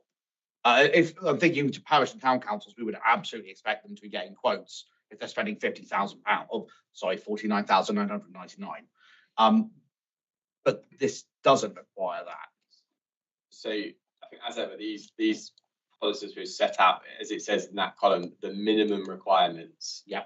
So the minimum requirement is, if you're going to do that, there are other checks and balances in place around who is authorised to sanction that spend. So not anybody can go out and with a only someone that has an expenditure authority of £50,000 or higher. So it's not anybody could just nip out of the office and spend 49,000. No, you can't spend what's not in your expenditure authority. Yeah. Only very specific officers are allowed to commit the council to expenditure and enter into contracts, etc. So this is the minimum requirement. And there are other checks and balances which would prevent somebody from going and spending £25,000 at unless it's within their expenditure authority, then there aren't. Because if it's within Yes, their okay. expenditure authority and they follow the rules here, then they have to get one or more quote and they can do it. Yes, if someone has an agreed budget that they can spend, and they decide to go and spend it in line with what it's been approved, the budget is in line with the budget framework, in line with the contract procedure rules, in line with the scheme of financial delegation, The contract, somebody could do that. yeah, well, the contract procedure rules would be this, that it's just one quote, they can do it. I think what we're getting there is I'm uncomfortable with that level of spend. Craig? Yeah, I was just going to say actually that comes back to a point I made on a previous section around like looking after the pennies, and that seems to be. I'm not saying there's officers that sort of go around spending 45 grand. Of course, you know, I'm not saying that, but I guess what I'm probably would suggest is that threshold be lower than 49,000. I don't officers that need to go spend a tenner to replace a mug. Yeah. Then you know it doesn't make sense to go through a procurement process for that. But I think that's something looking between at- £10 and £50,000. Yeah, because like you said, at town or parish council level, there's almost I can't imagine any of my town or parishes wanting to spend £1,000 without getting 3 quotes. Again, I'm not saying that should be the level, but I think. So I come back to this is the minimum requirement. Yes. So in the All scenario, you legally have to do. as ever, if someone was spending £45,000, it would be a budget holder that was making that decision, and all the training and the conversation with finance business partners from the previous community. We would absolutely expect that the training and the expectation of the organisation is they're having a conversation to get some kind of air cover before making that decision. So our job, for me in Scrutiny, is to make sure we have policies and procedures in place that cover the what-if situations and cover the outline ones, not day-to-day. Day-to-day, this framework works brilliantly, you're not in trouble. Yeah, there'll be loads of problems if you've been found that you've been spending 50 grand without permission everywhere. Yeah, that's not a thing that's happening in the council. Our job is to make sure we're safeguarding for the future. There's always chances that a manager is suddenly really unwell and all of their expenditure authority is delegated downwards to someone that's covering them that hasn't got the experience. And so worst case scenario, someone that accidentally doesn't realise they shouldn't be doing it because they haven't had that years of training experience and working with you, sees, okay, one quote, that's fine, it's in my expenditure authority, I can do that. And that is what could happen. And what the minimum they have to do is they would still be working to within the job role if they did that. And I think that's what we're saying. We would like that looked at again, because not as comfortable with that as a threshold level, and we think that should be lower. I agree. I think we either have to lower the threshold, or the minimum requirements need to be greater, because our job is to ensure that every penny we spend is in the public interest. And I think not having to get quotes or for that value of money just isn't good enough. I'll just ask Sean to clarify. So the contract rules very clearly say it has to be authorised by a chief officer. Who is a chief officer? So chief officers are, I believe there's reference to the NJC versus chief officer term. So chief officer would be a corporate director and above. So that is where the control is. If it's a contract. We're talking about, well, this is the table of contracts. Or orders. It's order or contract, it says. Because for me, it's order. Because contract I was much less worried about, because contract goes to a lot more procurement, a lot more rules, but it's order as well. And an order is different because you can place an order without going through the same level, can't you? Is that not correct? You place an order for £50,000 if that's within your delegated expense, then it goes up that way. So this is a live conversation. So the scheme of delegation, the contract procedure rules look to control who can commit the council to that, who can authorise the commitment of that expenditure, who can actually pull the trigger on the order is typically someone more junior because of best use of officer time, etc. So so it's the controls are around who's authorised to commit to that expenditure. The person that places the order is often a more junior member of staff, but they will require this audit trail that shows you are authorised to ask for that. And that audit trail is the one more quotes, and that's what we're trying to get to here. And I think saying that we're not happy with, we have concerns with that being quite a large level to not have to have 3 quotes, or to change it so you have to have 3 quotes for that level. That all we're saying is to look at that again, because we're not comfortable with the checks and balances in place at that level. There needs to be mechanisms to ensure better value for money. Yeah, absolutely. Because there's a lot of, I don't think, we can read one and think that's quite a lot of money to spend with one quote. Yeah, so I'm thinking just so it's within your gift to recommend to review it. We'd obviously look to benchmark against other authorities to see if a proportionate level. And just to clarify as well, the procurement rules would kick in if you did spend 49,999 as this is a contract, and then you look to buy 49,999 again with that person. That will then obviously push the total contract spend with that supplier up again. So it would then force a higher level of governance. If both were done through the same place on the same contract, the same supplier. If one place, say, place-based services made 49,999 with the supplier from their area, and then separately children's services also did that 49,999 different contract. Sorry. As the council. But what I'm saying is on the order side to it. If they bought something for 50,000 from so if we spent over that value with a supplier, we would then need to be entering into a contract. So someone couldn't repeat. So different officers couldn't repeatedly buy the council. It's only not the council couldn't repeatedly buy at 49,999 from the same supplier repeatedly, because that would then say, well, you don't actually have the authority. So we aggregate all of our purchases from all suppliers, and we aggregate them all together, and then when they hit the threshold, go back and change? The contract is between the council and the supplier. So there might be some scenarios where we've done an ad hoc purchase. Yes. And then we've hit a threshold and then need to kind of review, okay, are we going to keep buying from that supplier, or does it look like we're going to exceed the threshold? And therefore take a course of action accordingly. Again, that would be the type of thing that I appreciate you're looking for absolutes here. That would be the type of thing which is picked up as part of the regular conversations through finance business partners, the procurement team, speaking to budget holders, spend reporting about what they're up to, what they're planning to do, and would typically be picked up. Obviously, again, you're looking for absolutes. Can this ever happen? Well, it's not can this ever happen. It's the fact that currently it's allowed to happen. It hasn't happened, and we hope it won't happen that way. But currently we have it written down as that is allowable. So if the council spent more than 49,999 with any single supplier, as soon as they spent the 50, is that over a year? So the life of a contract. So it will depend. So forever basically would be. But a one-off purchase, going down into town and spending that much money on a one-off purchase, isn't a contract. No, so if you did it as a one-off and then you managed to find another brand new supplier and bought from them, or you went back and bought another one-off there, because then it's the same supplier.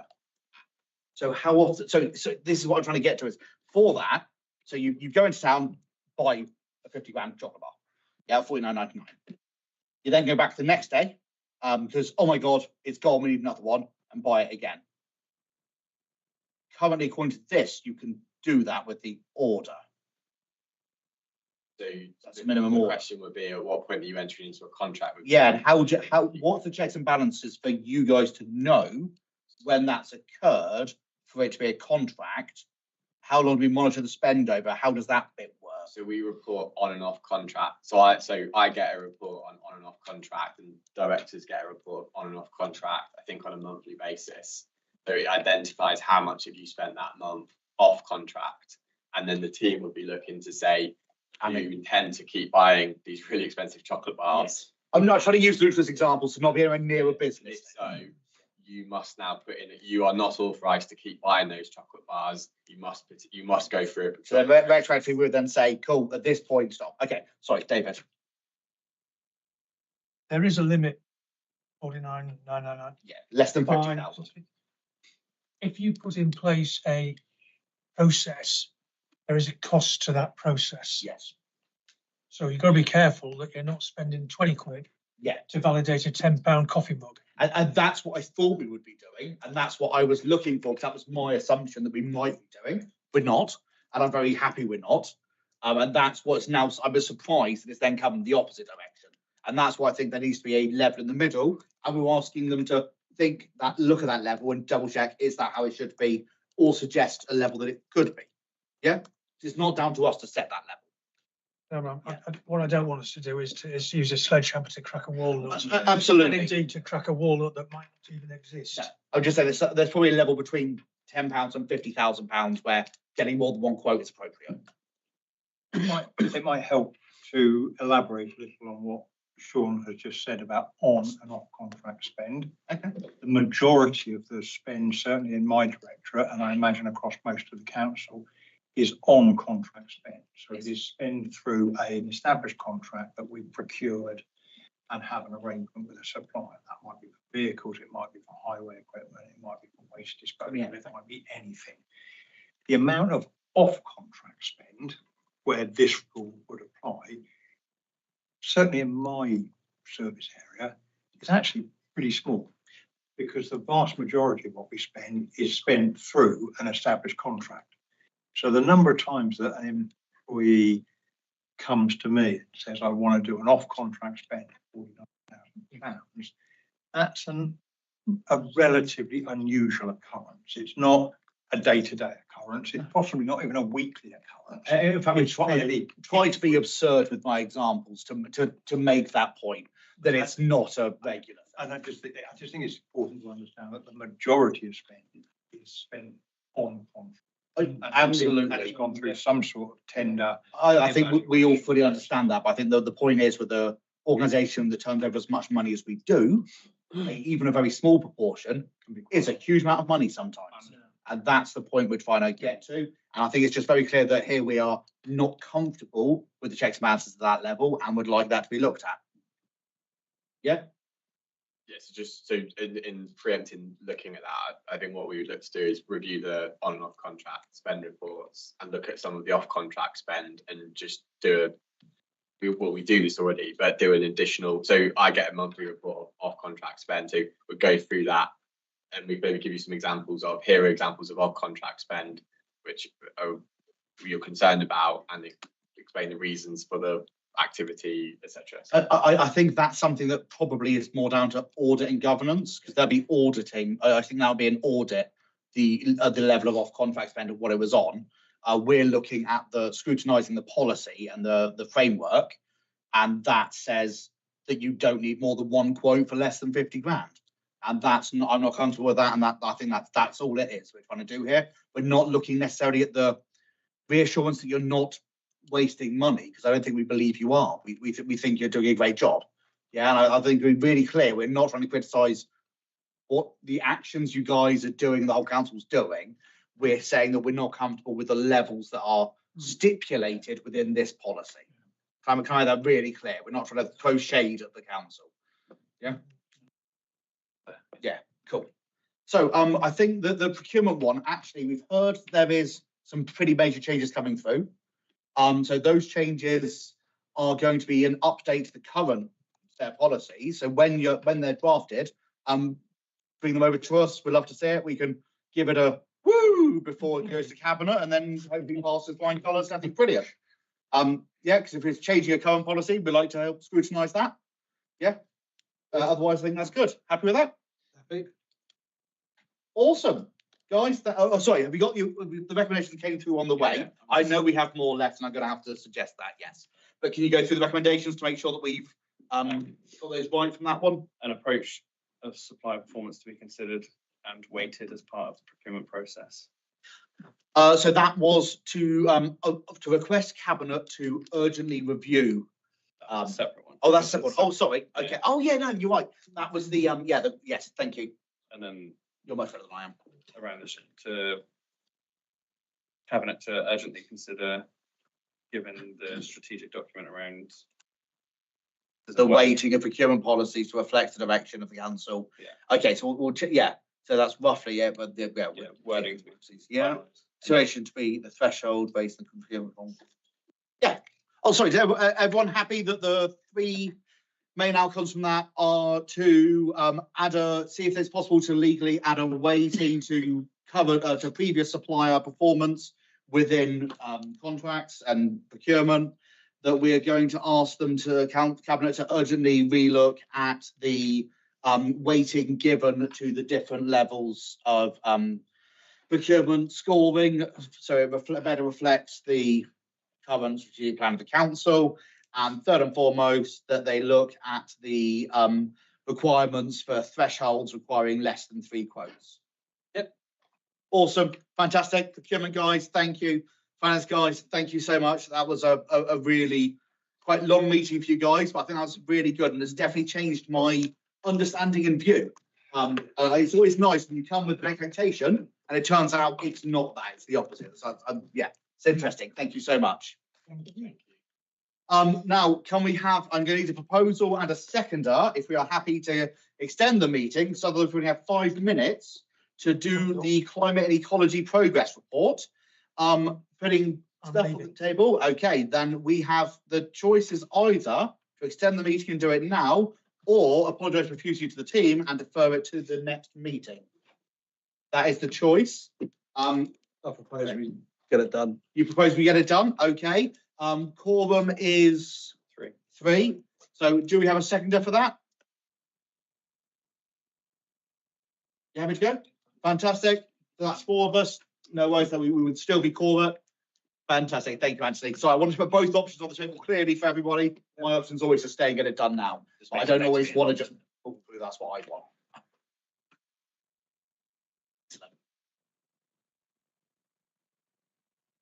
So, no worries, Darren. Thank you so much, and thank you for your input as always. Thank you. Back to ModGov. Oh, sorry about that. The procurement one was meatier than first expected, which was really good. I was not quite what I expected, and a bit eye-opening. So we are now moving to item 8 on the agenda. This is the Climate and Ecology Progress Report for summer 2025. I'll remind, in fact, I'll let you members of the committee, but yeah, members of the committee know that this is the qualitative one, not the quantitative. So there aren't lots of specific numbers. This is more the story and feel one. Yeah. Awesome. Anthony, please go ahead. I assume you're presenting this. I am. Yeah. I was going to do some slides, but in the time constraint, I would just do. If you think the slides are useful, then please do. If you're going to read them at us, please don't. That is my very clear steer on these things. I'm not going to read them out. Perfect. If you've got 5 minutes, I'll do. Absolutely, Anthony. No, if we're going to do it, we'll do it properly. Yeah. Right. This is a council emergency and something that is very important. I'm just calling you in, Anthony. That's right. I'll do it. Connor's going to drive. If that's all right. Are you in the meeting? I'm just joining now. There he is, and he's gone. Okay. You can all hear me, okay? I'll try to be too quiet. So thank you. This is, as pointed out, that we have 2 annual reports. This is the qualitative one, not the quantitative one. The quantitative one will be coming next in November, probably. The last one was November 2024. So this one gives a bit of a snapshot, a bit of focus on, we tried to focus it a little bit more on not everything we're doing, which is massive, but more on these are the really key current programs that we're working on. Okay. So that's what it's sort of tried to do, which is why it's a little bit shorter than the previous one and not quite as detailed. Just to give you a very, very quick snapshot reminder, this is the data from the last November thing. On the left-hand side is the data for the council's carbon emissions. So we have a trajectory on the green line. We have basically been broadly sort of had a bit of a dip through COVID, then broadly tracking that line at the moment. Next set of data due to come out in November. On the county side, we have a trajectory, which is the green dotted line that fits between the 2 extremes that the Committee on Climate Change has said is sort of doable for the country. And again, we've been sort of broadly tracking that with sort of a little bit ahead of some of the other counties and parts of the country. And if I can butt in, I would say that if you smooth the curve where COVID was, we have to ignore that a very Yeah. different one. Yeah. Actually, it shows that we're doing really well at our rate of change there. And I think it's worth singing our praises when we do, because even for Dorset, even though it did go back up from COVID, if you curve that down, that is still positive. And so, yeah. Also to point out that the county data is 2 years out of date. Yeah, I know. It's really annoying, but that's the best we've got. So just to try and focus, the report itself tries to break it down into what the council's doing in terms of its own operations and what it's doing in terms of facilitating action across the county, taking account of the fact that of the leadership role that we have as a council. So yes, we only have a small carbon footprint ourselves, but we also have a really big leadership role in terms of place shaping and in terms of sort of getting in partnerships with others and in working on national programs and lobbying and all sorts of things. Procurement, good example, very good example.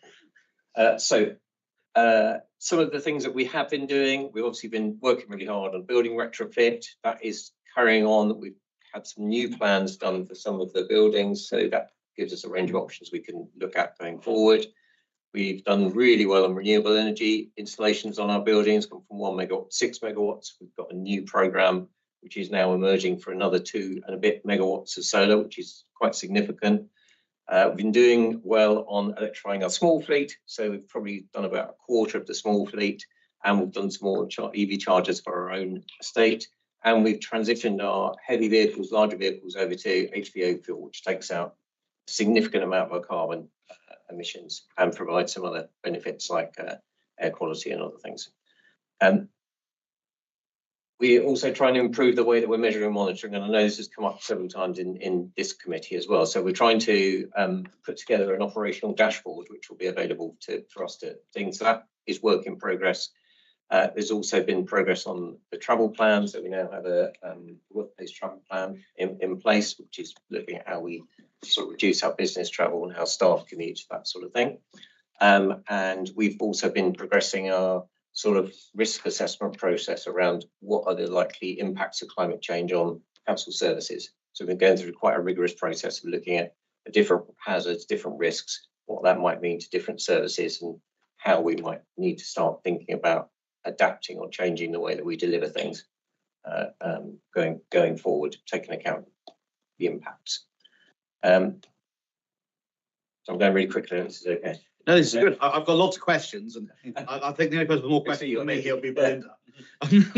So we've also tried to set out some of the stuff that we were doing in order to set the strategic policy framework. So a lot has been recently to sort of bolster that strategic policy framework and to make climate change and nature sort of like key strands of those bits of work. So we've always got the local nature recovery strategy, which is out for consultation at the moment. That's the primary nature strategy, if you like. Local transport plan, I think that's coming through to overview in a little while, I believe. It's weird. It should come to us. It's going to scrutiny because it's scrutinising a common plan. So I don't know why it's going to overview, but I'm sure it'll come to us. Because it's because overview is creation. LTP, new plan. It's a new plan. It's a new plan. It's not a modification of the last Period 4 plan, not period 3. Yeah, it's not modifying period 3. Oh, sweet, cool. Then it won't come to us. It's a new one. Oh, that means we can have LTP 3 to see if it did anything. The interesting That'll be good. That you can. We can scrutinise them. The interesting thing with the new approach to local transport planning is that carbon is a central theme running through it, and so there's a lot that's got to go into it in order to look at the various options through a carbon lens. So, Remind me again, pro or against carbon? sorry, I'm joking. we've also got the waste strategy, which is going through, and then recently we've adopted the economic strategy, which highlights a whole range of large investment opportunities or economic opportunities for Dorset based on sort of clean energy clusters. I think we've got 2 more. We've also been doing quite a lot more to try and look at how we support residents and organisations. We've had the Low Carbon Dorset programme, which has been running and still going until March so far, which is same level, or is it greatly reduced? Slightly reduced this year, yeah. We never got quite back to the EU funding levels, which was good. But we've still got some shared prosperity funding for this year. FIPL programme, the Farming Protected Landscapes, that's still running and doing great stuff. We're looking at setting up a Dorset brain's gone now completely. Dorset Solar Together programme, which we're hoping to launch very soon, which will be about trying to help residents access solar installations, and we are just about to start doing the first part of developing a county-wide resilience strategy. So the first part of that will be doing some active citizen engagement in terms of setting up a sort of citizens panel effectively to find out what communities and people are sort of worried about climate change and what sort of things they think we need to be sort of like focusing on around climate change adaptation, so focusing on the adaptation bit. And then lastly, there's obviously a lot going on a larger scale around Dorset. So there's obviously the Great Southwest stuff, which has been going on for ages, which is about us playing our part in the Southwest and putting our case forward for Dorset, having a louder voice at a national level. We're developing a climate ambassadors program, and we're one of the national pilots for that, and we're being used as a bit of a case study because we're doing really well on that program. So it's worked with the Met Office and DFE to support schools on climate, developing the procurement toolkit, which I can talk about later if you want to, but that's very much linked to what we were talking about earlier. And probably the most significant bit of work is around the energy planning. So there's a lot of change going on in the way that energy planning across the country is happening. They're introducing new regional energy strategic plans, and we are developing with some other local authorities in the Southwest a local area energy plan, which is looking at, what do we need in Dorset, what sort of pipeline of projects might be developed, how that will be really important in terms of feeding into that wider sort of national piece. That's it from me. I hope that gives an overview. It does. Nick, do you want to speak, or do you want to come in when it's appropriate? Or? Just briefly, I guess this is an overview. Saying the obvious, but at Dorset Council, we see climate action as a way of improving lives. So the stuff that Anne's been talking about, home efficiency, retrofitting, community energy projects, nature recovery. It's not all just about carbon. It's about improving lives, and it's about cutting bills. It's about creating jobs. It's about building stronger communities. And these are actually social and economic outcomes, not just environmental ones. It's almost like the place we're in affects most parts of our lives. That's where I'll be telling. If we get a reform councillor, I'll be saying that to them. I'm sure you absolutely can. I think they'll probably say that's why they voted to leave the EU. Anthony, I'm going to start with a really difficult, nasty question. Sorry. Obviously, I worked very closely with you previously on a lot of the climate change stuff, and I'm very well versed in it. Yeah. When we declared the emergency, yes, we rushed and did a load of stuff straight away. We've declared a nature emergency. Yeah. I can't see what we're doing differently, and we're still using glyphosate. And we are saying and waggling our finger, and it was even election pledges about water quality and discharge, and we're not leading by example and haven't changed that. Why?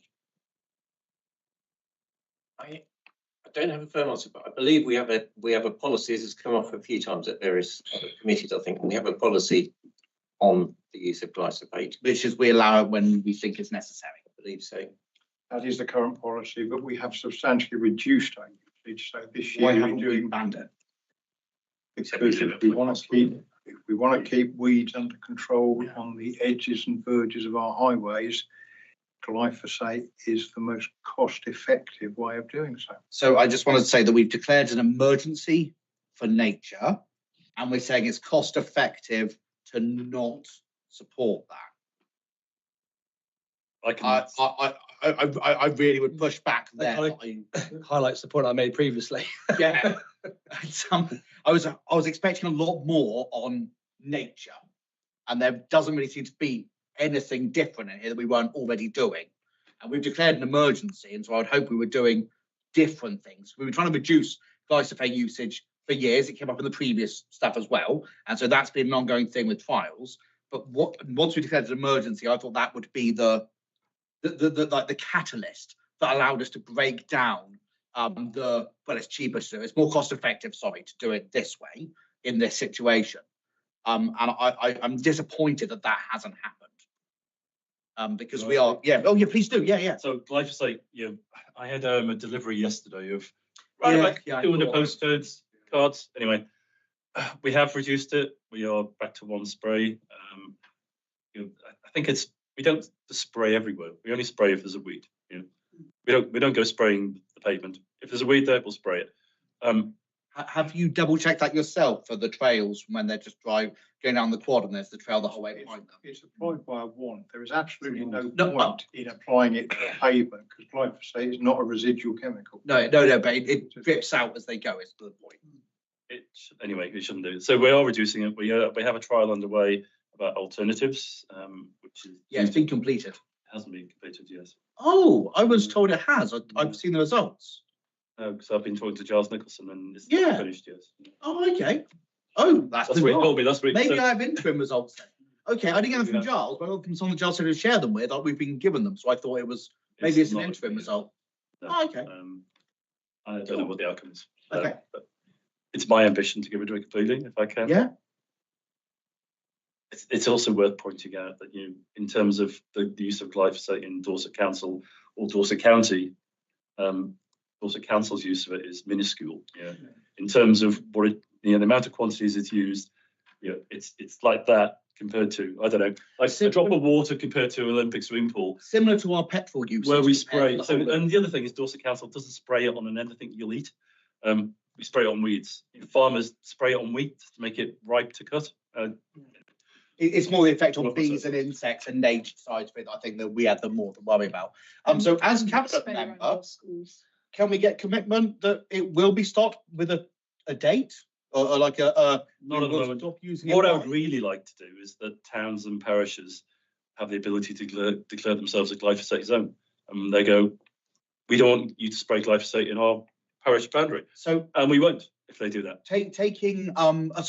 So actually that is it. Sorry, that's a big change. So if a town or parish council say we are a glyphosate free zone, so they don't use it there, Dorset Council will also not use it within that boundary. That's not a policy we have at the moment, but that's a policy I'd like to have.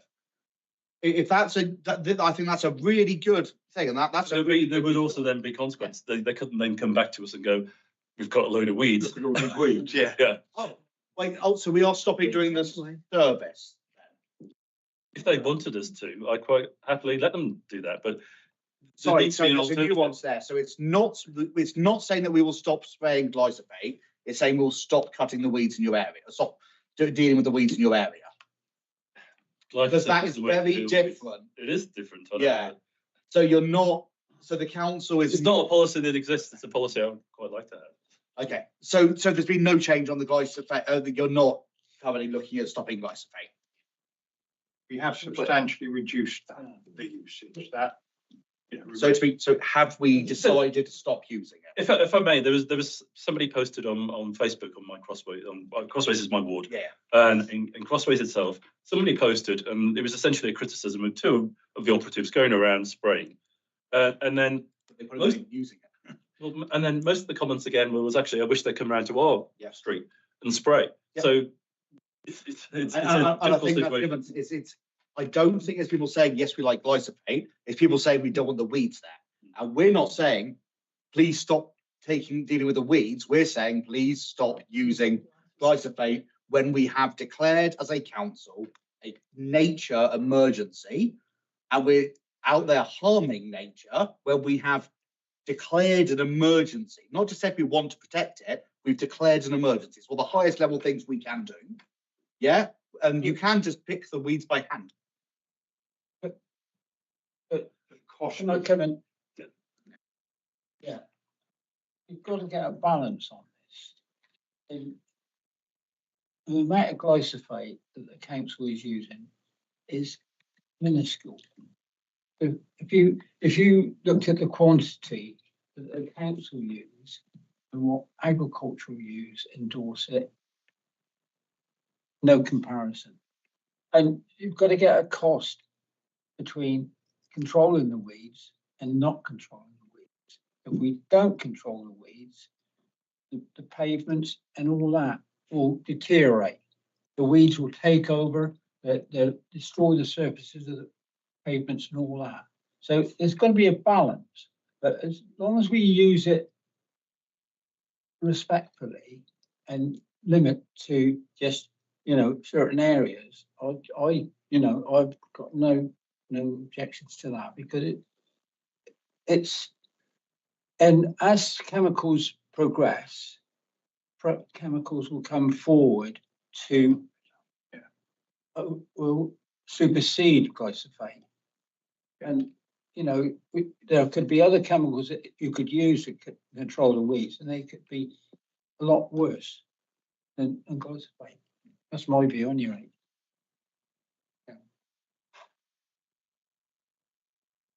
Shake. Thank you, Chairman. First thing I'm going to say is I'm not an expert in glyphosate, but when I was in the position you're in, I did ask the same questions that you're asking. My understanding around it is what I was told at the time was that glyphosate from the original form it was that's changed, they've changed kind of formula with it, is what was my understanding. And as a European certification, we know that glyphosate is a bad press, it's a chemical, it's not popular with the public, with the community. My understanding also was that in terms of harm to pollinators, there's a very specific time frame within the calendar year in which it can be used so it doesn't harm the pollinators, which is when we do the spraying. But as I said, it receives a lot of bad press, and we all know within social media how the reaction's been around that. I'd agree with the intention with town and parish councils if they would like to declare themselves a glyphosate-free zone. I think the caveat around that would be that they would have to use their own ground staff team, agree to have their own ground staff team deal with the weeds that are within the area, which I think would be. Can I clarify something?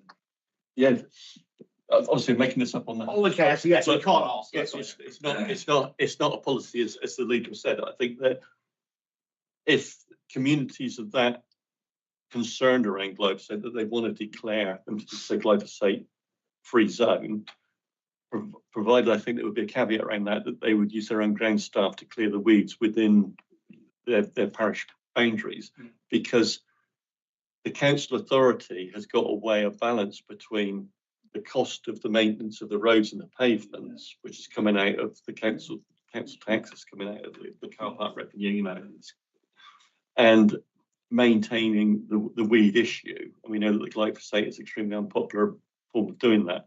And as the leader said, if town and parish councils wanted to go down the route to become a glyphosate-free zone, then those towns that have got sufficient ground staff teams to be able to go in and deal with the weeds themselves, then you get the best of both worlds. But as I said before, in terms of how the media and the social public's impression of glyphosate and us using it, there is a lot of restrictions on how we use as a council authority to try and lessen the impact that we have on the nature and ecology. But it's never going to be an ideal situation. No, and that's why just not using it is the ideal. I think that's clear. I just want to make a point that I would be, I know it's not an actual policy yet, but I'd be very concerned about being able to give a parish or a town council the opportunity to say, don't do a service in our area that the taxpayers pay you to do, which is maintenance of the highway. Because there's no weeds there, we won't even spray it. So they've got their choice already. They could actually weed it themselves down. Yeah, we won't go and spray South Street. So just to be clear, we are allowed to go and weed our own highways. Yep. I think if another public authority You're talking about to go and work on the highway, they would have to combine all of it. There you go, and that's the point I'm saying. Which is why towns and parishes do have, towns have ground staff. No, but parishes don't. We've got to think about the whole thing. And I'm thinking our parishes to have nobody. I'm concerned that that a group of 4 or 5 parish councillors could say, please stop doing a service that all the rest of the people at residents are paying for. That I know it's not out yet, so we can't comment on this policy, but I just think I'd be very worried about that. So please think about that as you create it. Sure, if I could come back. So obviously we're making this on the hoof this evening, as we're discussing it. Hence why I'm saying please it's a very difficult issue, But what we do know is, in terms of local government, that an upper tier authority such as ours, with the financial constraints it's got going forward, we are going to be looking more and more to a partnership working with town and parish councils, because we are not going to be able to provide some of the services going forward unless it substantially changes within central government finance into local government. And I 100%, that's exactly the point I'm getting to with this, with the glyphosate. We can't say to other people, really shouldn't use that. That's really bad. You farmers that are putting loads of it on there, you shouldn't do that while we do it. And if we control currently what's sprayed on them, we can have that chance. If we pass that to other people, that's nothing to do with us, and they could be out there every week doing it. And it's about leading from the front. It's about showing that, is it be the change you want to see or something? Was it Gandhi that said that? It's about like doing what we said and setting that boundaries for everybody else. And that's my point, because I see it that we're going to pass down a load of these services in the future. So let's make sure they're done to the level we want them to. That's the best for Dorset now. And now I also have Belinda who's desperate to come in, and then I have, oh my God, I'm doing Craig. I'm not going to help it. Craig as well, sorry. Belinda. Yeah, Belinda Borden, Lyme Regis in Charmouth. So do we just literally use glyphosate for spraying on the roads and pavements? Or is it? Spot treatment of weeds on sealed road and pavement surface. So and edges. Not in a spot treatment. It is a spot treatment application. We are applying it to the plant, not to the surface. And the verge. Yeah. So we don't go down a road and spray along the edge of that road, because glyphosate isn't a residual chemical. It doesn't prevent germination or growth.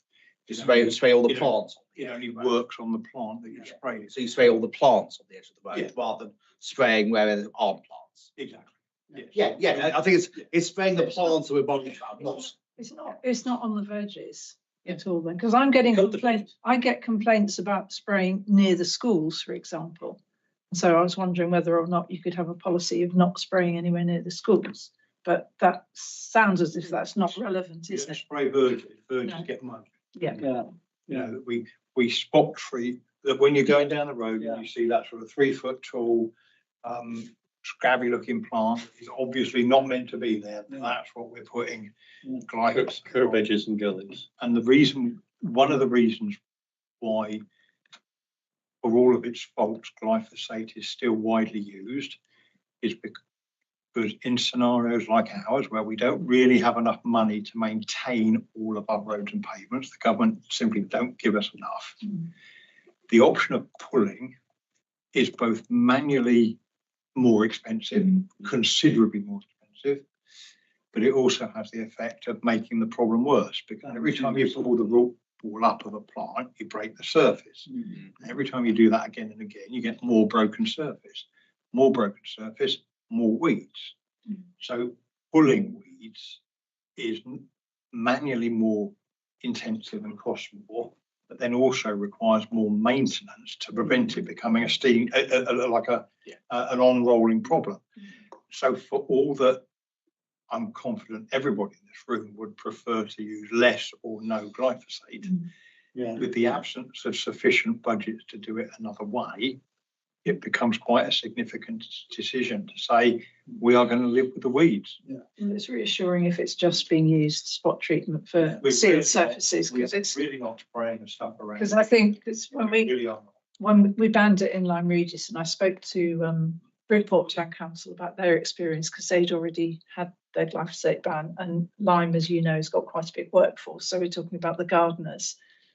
So it was okay for them to do it, and then they came back and said for the Japanese knotweed, is it? That's the only thing that would work. So they do spot treatment on that. But, you know, in both cases, they're probably exceptional in having. So Bridport Town Council said the only reason we've managed to do it is because we have such a big volunteer community that does the gardening with us. So Dorset Council hasn't used exactly. That's what I'm saying. No. That's exactly. Years. Yeah, I know. That's what I'm saying. I appreciate that. Okay. Right.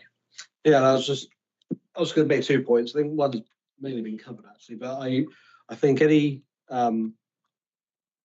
policy that removes the service from so in my ward, I've got one town, two parishes, and one village that has no parish. So I think having a process where we kind of sell this shiny, brilliant idea, but potentially remove a service that's paid for would be an issue. Because I know all of my towns and parishes would absolutely sell. We don't want to spray here, but there's no, they don't. It's not like Bridport. They don't have the facility to take that sort of service on unless there was a a financial conversation. I think we sort of done it to death really, but I think again, sort of just slightly going back a couple agenda items, it kind of highlights to me the point that I was making from, I mean, ultimately the reason we still use it and we don't have a bigger workforce that's going out there treating it in different ways is because of money, isn't it?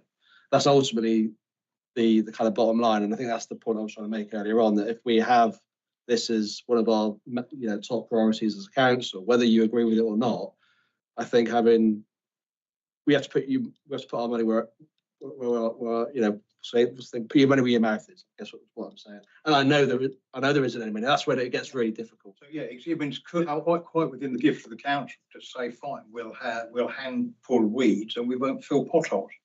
So I will be clear on something. Well, statutorily we have to fill potholes to a certain level, or we'll be fined for it. We can't do that because we'll legally. It becomes a choice. We We'd be legally liable if we don't maintain the potholes to a certain level. That's a legal requirement of the council. I mean, I say we don't have to send kids to school. We maintain carriageways to a particular standard in Dorset, which is higher than the bare minimum. Higher than the bare minimum, yeah. We could drop that, and carriageways across Dorset could get less good if we chose to spend our money in different ways. So I'm going to bring up here another thing, which I'm surprised there's no mention of the edge-to-edge review in here, which obviously is one of the biggest ways to not have to spray weeds or hand pull them, because one of the things for that was to bring back the working on sweeping at the right times, gully emptying at the right times, so it followed each other, reducing the detritus that build up on the carriageway to reduce the growing of the weeds, because as I said, you can handpick them. That was an extreme example. I actually think there's a much better way of dealing with them. So before you stop doing potholes, I would look at that. I think, and I would say that hedge to edge, I was surprised that wasn't mentioned in here, because I thought that would have been coming forward. As you can see, I'm really focusing on the nature emergency side of things here, rather than the climate. So the climate stuff's all covered. Can you talk us through what's happening with that, or if there's work with that? The work that you're referring to around hedge to hedge is continuing. It had a number of strands, and you're referring to one particular strand, which was about that sort of carriageway maintenance. It is the case at the moment that the council has a number of sweeping machines and that could do the sort of approach to maintenance that you're describing, and it certainly does help to clear detritus from the. It won't fix it. It won't fix it, but it certainly makes part of a wider scope to managing the problem. Regrettably, in recent years, we simply haven't had the budget to deploy those machines to maximum utility, and it's a task through hedge to hedge that I'm pursuing to try and establish a situation where the sweeping machines we have can be utilised to a higher degree. But with the level of resourcing we've provided, and remember, most highway funding comes from government, we are daily making choices about which parts of highway maintenance we do and which we don't. Right. Just a quick question on that point. Might provide a solution. I don't know, but what's the main issue for you with the kind of edge to hedge? So do we have enough street sweepers, or do we not have enough people that can drive machines? I don't have enough drivers, and I can't afford enough drivers because I don't have enough budget for them. So if we were to speak with towns and parishes and give them an option around reducing or not having chemicals used, could we perhaps work in partnership and provide the equipment to town and parish? Sweeping contributes to a solution, but as Councillor said, it isn't a complete replacement. No, but it's a wider possibility, isn't it? Because obviously within the nature emergency, something else that has a really negative impact on our nature is litter. Yeah. So I'm just thinking, if there's a yard somewhere full of street sweepers but nobody to drive them, that might be an easier sell to towns and parishes. No. It is the case that we have half a dozen large sweepers, the sort of tanker sweeper that you'll be familiar with, and a couple of the sort of mini sweepers that we do not use to their fullest capability because we don't have sufficient number of drivers on the establishment to be able to ensure that every day we can deploy them. So why do we not have that full complement? as I just know that this has been something that's been spoken about and asked for well, years. So why is that decision not being made to increase the number of drivers? In the budget year before I joined Dorset Council, it's my understanding that a saving was offered up as part of the budget process and accepted by the then administration to remove £350,000 from the highway budget that was the budget for street sweeping. And our current street sweeping service is effectively reactive to public complaints, not proactive, planned. And because that £350,000 that was removed for 3 financial years ago was the funding for that. Now, clearly, when members remove a budget for a particular, absolutely, I can't then put other money into that pot because members have made their decision. I think what's struggling there is that wasn't ever a budget line explicitly stated, because let's face it, if it was, it would have been on the front of all the literature at the time, wouldn't it? And so I think we can say that wasn't necessarily something that a lot of councillors were aware for. Maybe that is actually a comment on how we do budget scrutiny, that we should go to a much higher level of detail of the lines that are being cut. Because I certainly didn't see that at the time. It was prior to my time with the authority. I don't know the details. No, I think you make a really good point, actually, because we can't have things like that happening, because I feel shocked that I wasn't aware that had happened. So actually, we should go to we'll go to a much higher level this year. Brian, for example, was aware of that at the time, and yeah, which is why I'm surprised I'm not, because he tried to prevent it. Oh, actually tried to prevent it. But sorry. So Councillor Prime tried to actually prevent it. That's my understanding. So who did decide it? I'm afraid because I wasn't employed by the authority at the time. Seems okay. Seems odd. So I think either way, let's go to a much higher level this year. Yeah. We're in power then. Yeah. Oh, we all know exactly who it was. I'm sorry I have to mention their name. I know exactly who it was. You understand my point. Members make a decision. Members did not make that decision, and I will. That's why I've tried to be nice about the way I've said it, because that was not a member-made decision. Members agreed that was left out. Members agreed the budget that had that money removed from it. Barry agreed it. As an officer, I can't go back in and then move money from another purpose to refill the budget. You're right. 3 years ago doesn't affect last year before this year. Oh, sorry. No, go on, Shane. You've got to be being It's one of those things around consequences of decisions and the financial constraints that were within. So I was a bit surprised to hear you go and say that you didn't have the driver requirement for the mini sweepers, the small sweepers. I'm assuming these are the mini sweepers that would be doing the cycle paths. Yep. So I was trying to say we don't have capacity to deploy them every single day. Yeah. Not that they are not ever deployed. Okay. It's just that I don't consistently have enough capacity to do it every day. In terms of this report part, that was like greener style of travel. So the City Transformation Fund, which when I was with you, I was saying that after 19 million or whatever it was. And what we heard from cyclists was that those new cycle routes, and as we know, the public weren't happy about them going in, and that we were accused of spending council tax money when in actual fact it was a grant that came down from government that said we had to spend it on cycles. They agreed for by the county council before we even existed. Yeah. So the point is, when we did that with the dialogue with the cyclists was that those paths would have to be swept regularly, otherwise the cyclists wouldn't use them because it'd be getting punctures and what have you. So as I said, as a consequence of decision making and the capacity that we've got, and but as you say, we are sweeping them to an extent. But in an ideal world, we'd be sweeping them enough, wouldn't we? If we have commitments to do particular sweeping, if we're doing less, and yet we are maintaining those commitments, the consequences is obviously that those things that are not committed, we do even less of. We draw down onto our enduring commitment. I'm going to ask a question now. What has declaring a nature emergency done? We've had lots of reasons why we haven't been able to do things, and why because of budget fee. So what actually has declaring that accomplished? It's given real impetus to the work on the local nature recovery strategy. No, that was already a massive thing that we were doing anyway with the nitrate mitigation side of it, wasn't it? I think it's redoubled that work. Okay, so it's declaring the emergency has doubled the work. How many officers work on that? There's a team of. Yeah, there's one dedicated officer for driving that strategy process, but the strategy process itself is a really big partnership sort of process. And then there's obviously a team that fed in and supported that process. So I think I think the reason why the local nature recovery strategy is about the only thing in here that talks about nature is because it is the biggest new thing, if you like, that we've sort of been doing.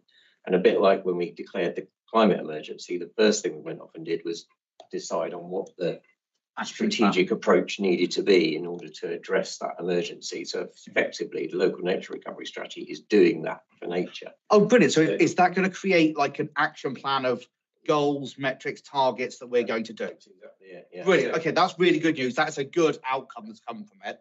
That's great. And perhaps even more importantly, it's not just targets for the council.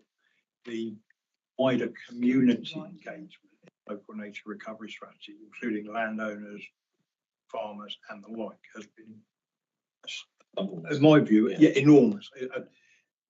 At a level I've not seen on that sort of work elsewhere when I've been involved in other places. When it comes to doing this sort of thing, without wanting to blow anyone's trumpet here, Anthony's amazing. When he did it with climate, and we managed to get so many groups involved and working together, people that generally wouldn't speak at all. I have great faith that if you're doing this, it's going to come really good with action points and things like that. But if it's that style, I thought it was our standard nature recovery that we kind of renew every few years. It sounds more like you're creating the nature version of the climate one. So hopefully, does that mean we're going to have you're hoping to have a request for a budget for it for next year? Because obviously, once you've made it, you then want to enact it. It's not driven by our team. This is driven by another team. But the local nature strategy. Who is it driven by? It's by Dorset Council officer, though. Yes, driven by the local nature conservation partnership, of which the council is part, but not the only part. Oh. And there are council employed officers who are doing most of the work. Yes, supporting essentially. Okay, but it's not a council-owned One of document. a wider partnership, not just the council. So will they be applying to, will we then be looking at funding this, the partners? I'm sure they'll be looking for direct funding. I'm sure they'll be looking to influence other people's funding. Like we do with Salix. I'm sure they'll be looking at things like the funding that goes to farmers and how we might make the case to the government that, you know, the national scheme needs to be applied in a particular way in Dorset. So it won't just be about council money. It will be about all sorts of different streams of funding and influence coming to bear. Look forward to the outcomes. Similar to what did with the climate strategy when we first did that. Is it, you know, we did all that bit of work to start with, not in such a full partnership way as the local nature recovery strategy has been done, but it gave that sort of direction as to what is it that we need to do, then gives you the evidence and the case to try and draw down that funding from various other sources. So some of that work, I think the work originally is funded through government funding, and there's a requirement. So the draft is out now. I think the consultation finishes at the end of July. 30th of July. 30th of July. So there's an opportunity for everyone to feed into that, and then there'll be a sort of finalising process, and then there'll be a strategy. But as part of the development of that strategy, with all that partnership work, that in itself has already started to generate other conversations, other work, help to focus other things, etc. So fantastic. It's a really the reason it was in here is because it is the most important thing. I think the other things which not necessarily just ongoing that have sort of been growing as well is obviously the stuff around biodiversity net gain, which is another thing which is a newish area of work that's still developing. The stuff you mentioned around the nitrate mitigation stuff, which again is an area that's sort of been growing, plus the verge stuff, plus other bits of ecology, the stuff that goes on through planning. So all of that is sort of going on in the background. That is kind of been strategic. That side of it was kind of all in progress already, wasn't it? Yes. This is now the new that was reported in the last document. So we tried to not repeat everything. Yeah, so that nutrient neutrality, the biodiversity net, exactly. And then of course what we then the policy framework that we will then have in the local plan that will Exactly. Push that Feeding along. feeding into that. Which obviously is in its infancy, but we will get there. In this infancy for 15 years. Belinda. So, yeah, I think with the biodiversity, so it was the United Nations Biodiversity Summit in 2022, and I've kind of feel like the government's been much more proactive on the 30 by 30 targets, and it's been much clearer that's sort of come through and down, which has given everyone the opportunity to do more here, compared to the net zero targets where government hasn't, sort of stalled at certain stages, and you've had to do so much here because it wasn't so clearly set out. 30 by 30 is quite a clear thing. So do you know what, I'm not getting a sense, I suppose it's too early because the strategy is still being consulted on, but do we have any kind of rough idea of how close are we to 30% nature recovery by 2030? And what proportion of our nature recovery work is reliant on our protected landscapes as opposed to farming and all the rest? It is a very good question, and I hesitate to shoot from the hip as Yeah, it's that I will send you the information afterwards because that's a specific side. Back to you on another day. There is a lot of protected landscape in Dorset, and the conversations I've had in my role in helping develop that strategy has led me to understand that meeting a 30% target for Dorset is an achievable ambition. It is, but it's an achievable ambition because we have so much protected landscape already. But we'd be very happy to bring that back to you. I can't do In due course. Yeah. I think an important part of the developing the nature recovery strategy as well has been in terms of trying to get a feel of that baseline, if that makes sense.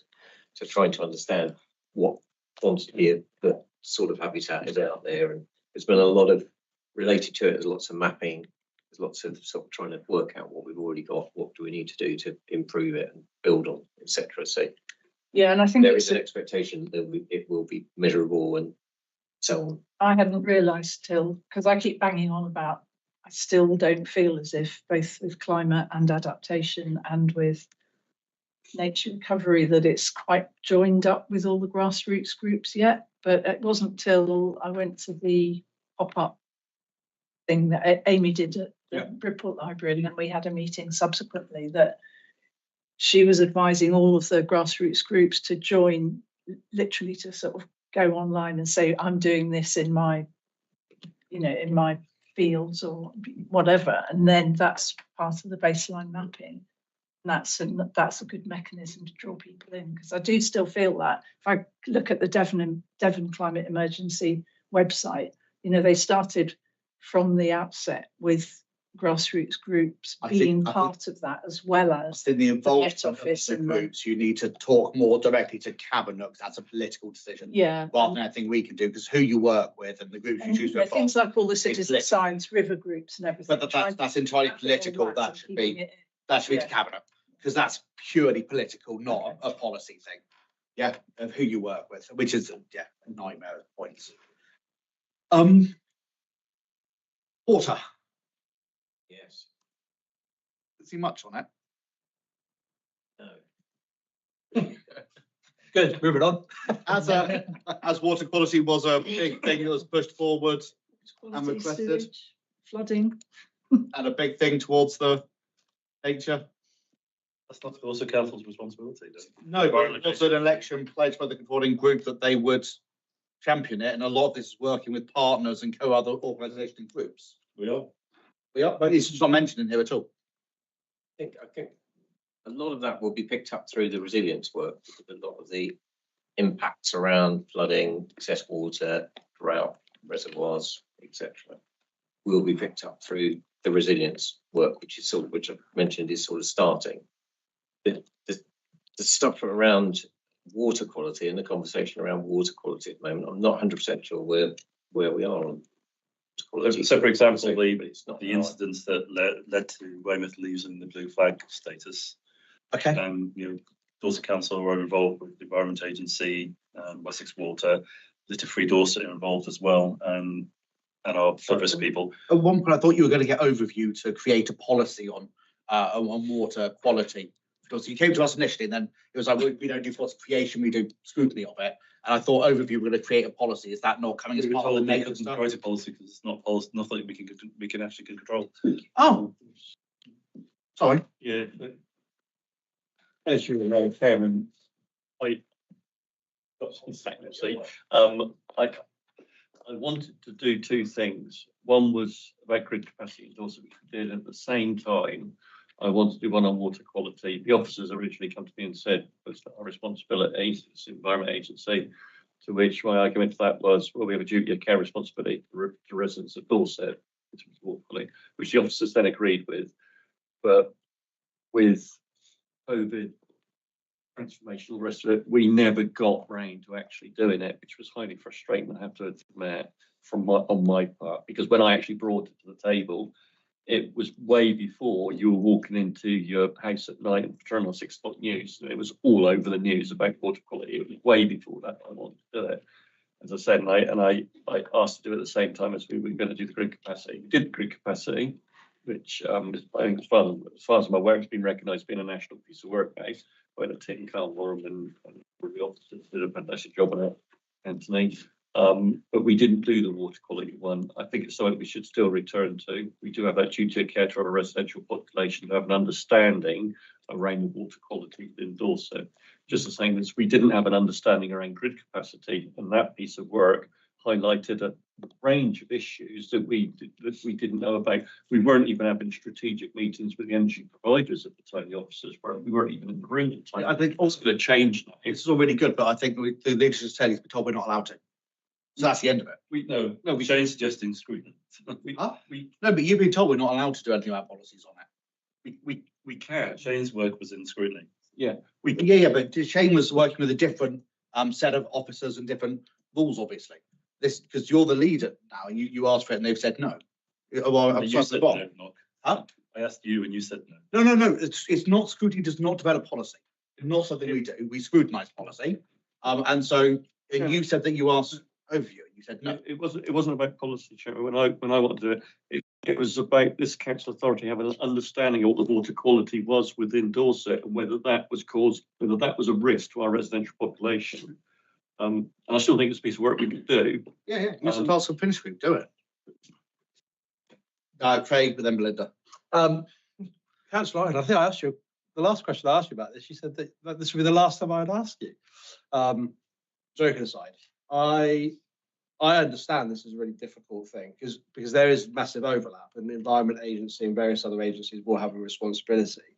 But I just wonder if this is something that overview should look at again, because there are, broadly speaking, there's two aspects of water pollution that we have an indirect involvement in, I would suggest, and that's runoff of fields, of which some that we own, and rainwater through the drain system. And if the drains are blocked, then it overflows. So the Environment Agency will be responsible for our rivers, our lakes, and our streams, but there is water that we deal with that is what it will be our responsibility at some point.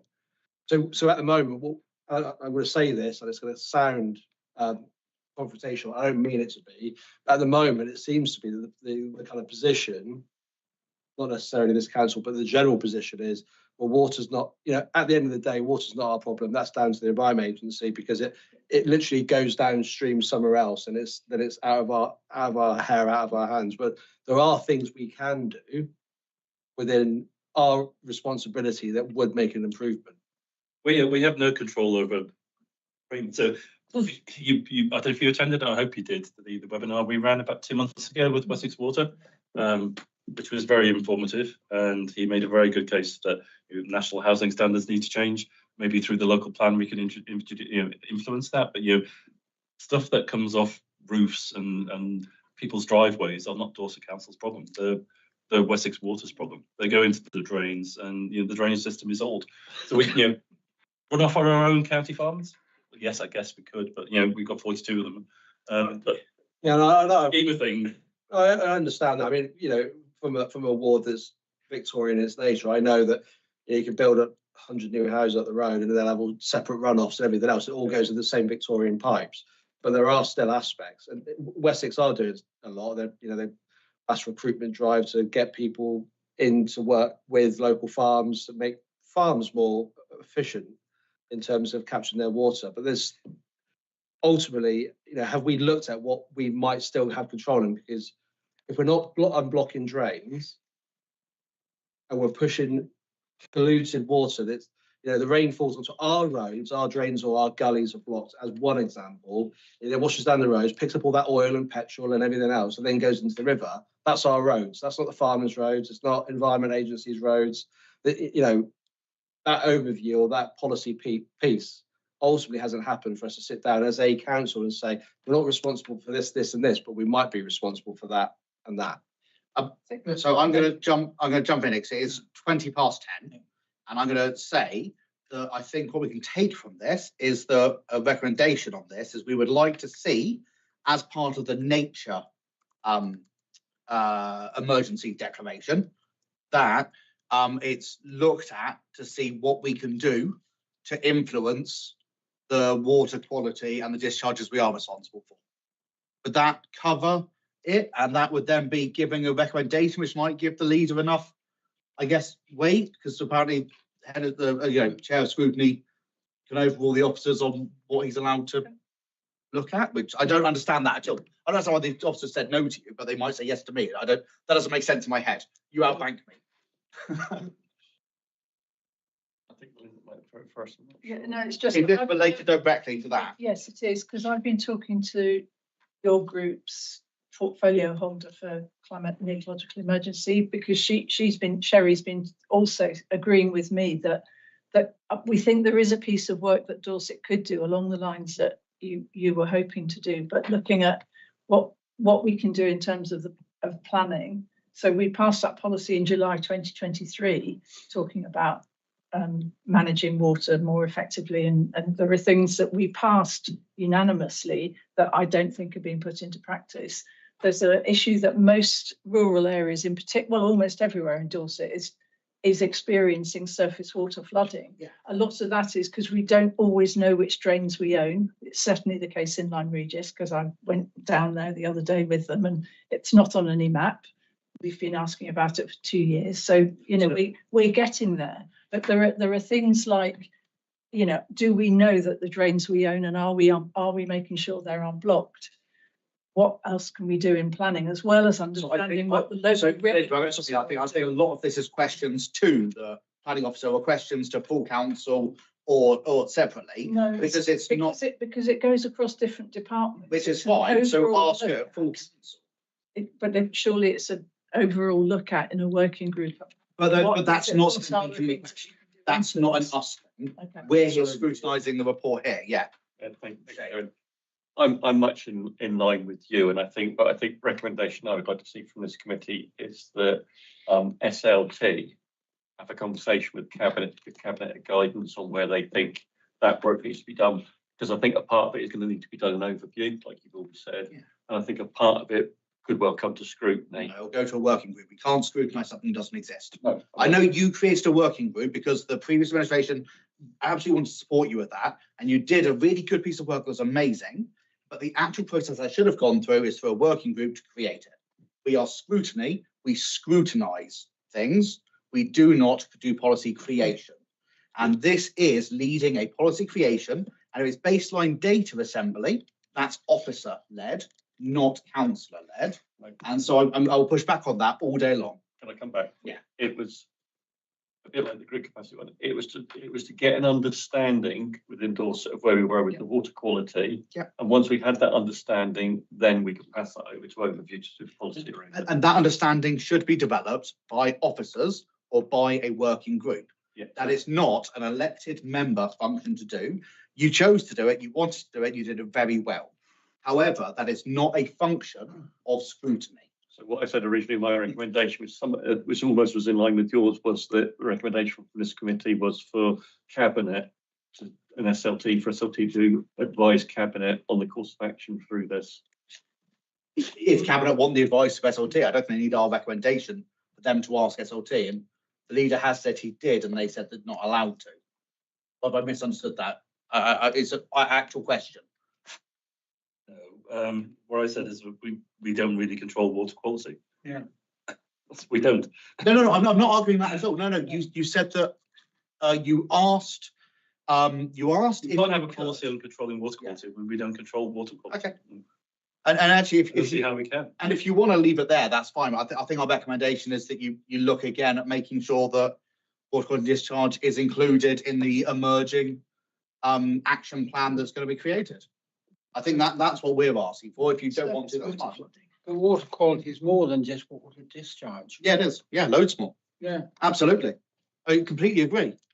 That's what a lot don't understand. They talk about discharge, but if you talk to Wessex Water, it's the nitrates in the water that are going to be the issue in coming time. Because we're getting above the 50. And microplastics, and there's all sorts of things in there. That's it. Yeah. And I think the recommendation we're putting forward is that we ask them to, we ask the portfolio holder to rethink not including it and to include it. I surprised, yeah. Yeah, I'm gonna have to go and think because I'm still not quite sure Okay. how I can control microplastics in water. It's not about controlling it. It's about we're trying to create. We can't control a load of stuff in the nature emergency, the climate emergency. We can't control how we decarbonise Dorset as a whole. We work on how we can improve it. I don't think I'd have to explain that here. And that's the reason we're working with partners on this piece of work, is because it affects things we can't directly control. And so we're saying that part of that stuff we don't directly control also includes water quality. Can we please include it? It seems really quite a basic thing to request. And I'm surprised there's any pushback. I thought it'd be a straight up yes, of course we will. Is there anyone that's against that being part of that bigger recommendation that we don't ask them? Does anyone not agree? Go through what you're asking. You want to. We want them to include, as part of the action plan and work on the nature emergency declaration, that they include part of trying to work and influence on water quality, surface water runoff, and that whole topic. Is it that we legally can't recommend this? Is it that we can legally not recommend this? No, I'm just reading. So Anthony, I love you. Sorry, I shouldn't say that's not offending you. Anthony, you're amazing. I've just got a suggestion. Okay, what's the suggestion? So within the local nature recovery strategy, it's going to set up 12 priorities looking at different types of habitat. Yeah. That includes rivers, wetlands, coastal habitats. Would it be an idea if we went away and came back with a bit of a brief on what the scope of that is, so that at least you can see what's already included in the I think work on the local nature recovery strategy? We would like to recommend that a study and survey is done in line with what Councillor Bartlett suggested previously, and that is carried out by the appropriate portfolio holder, working group, officer group. Yeah, as such. We've been told there won't be a policy out of it, but there can be a baseline created. Isn't that what they're doing already, though? Well, the council member said no. The leader said no earlier, Barry. I was talking about local nature recovery strategy. Yeah, I was married to something else. I'm talking about the local nature recovery. Oh, so we're talking about the water quality work. That was Isn't that? It's in the recovery strategy. Isn't that covered under what they're doing? Well, from what Anthony just listed, it wasn't. It is one of the 12 priorities. It should be listed in terms of including and enhancing habitats, rivers. So enhancing habitats is very different. I presume I don't know the detail, but I could go in. What they're doing is working. You're working with farmers to do with flooding and all that, and that is a small part of what we're discussing.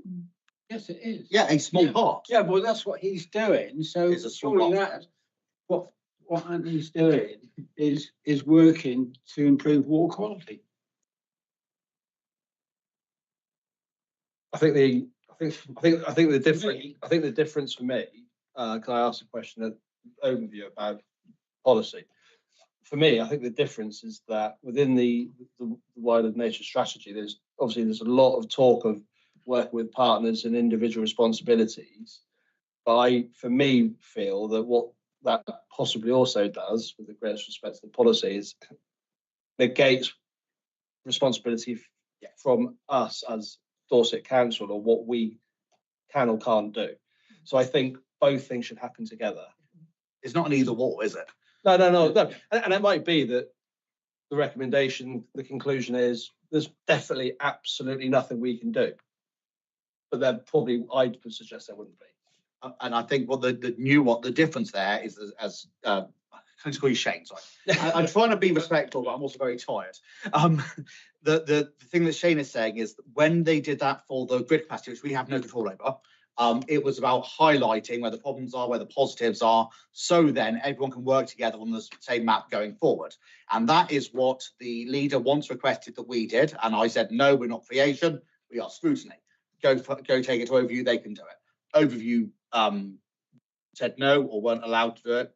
And so I'm recommending again, cool, if they're not allowed to do it, I think do it within the cabinet, find a mechanism to do it. The difference that is important and will hopefully help officers and cabinet is to that I personally, and maybe as a committee we can collectively accept that we don't control all of the water. What we're saying is we can improve it. So we can't stop these things. We can't control how all the water flows for the county, but we can look at things in house that we can do that will make an improvement, which will feed into the nature policy. Exactly. And then that. So it is now 10:30. We've extended by an hour. We need to stop. So I'm going to be really clear on this. All those in favour of the recommendation that we ask the cabinet member, the portfolio holder, for this, Nick, we asked Nick to action Councillor Bartlett's previous idea through the means of a working group, or how is legally applicable through the service as part of the Nature Recovery Workshop. All those in favour of that as an option that are on members of the committee. Sorry, so that's only 4 of us. So that's 2 in favour. Those against? None. Those abstaining? I was hoping that you two would either support against. So I haven't decided on that. Oh, okay, sorry. You didn't have permission on how to vote. I'm just seeking. I just want to see gauge Shane's view. Cool. So that's 3 in favour. So that passes whatever else happens. Cool. So that is a recommendation. I think that we need to draw a line under this recovery and wait for the quantitative. I'm really sorry, Craig. It needs to be really important. So we need it was just a recommendation, a separate recommendation that might have been missed. Okay, please do. If he's already on there, what else do we have? Waterways and water quality given prevalence with the nature recovery strategy. That's already in there, yeah. I was just going to ask, with regards to the street sweeper fleet, that we ask that it could, whoever looks into it to see if there's working opportunities for town and parishes to lend some of that equipment, because that will improve the nature and littering and street. So rather than going to the specific thing like that, can I say that we urge the completion of the hedge-to-edge review, and as part of that, working with partners to utilise all of our assets. Yeah. Is that okay? Yeah. Just because that gives them a much bigger, easier way of dealing with it than specific. Sorry, tying your hands isn't good in my opinion. Thank you. Yeah, happy with that? I'm happy. Yeah. Cool. So then I'm going to draw the end of that item there because we have overrun, and this is sorry. So we'll move to item 9. The review the draft work programme. Are we having to agree as it is currently written? Yeah. Cool. Then we'll move to item 10, which is the executive arrangement forward plans. They have all been published already. Please keep an up-to-date eye on them. Anything you want to change, tell me, and we will add them to the future meetings. 11 urgent items, there are none. 12 exempt business, there is none. Thank you, everybody. I'm sorry that overran. The 2 finance in one day was a great idea, but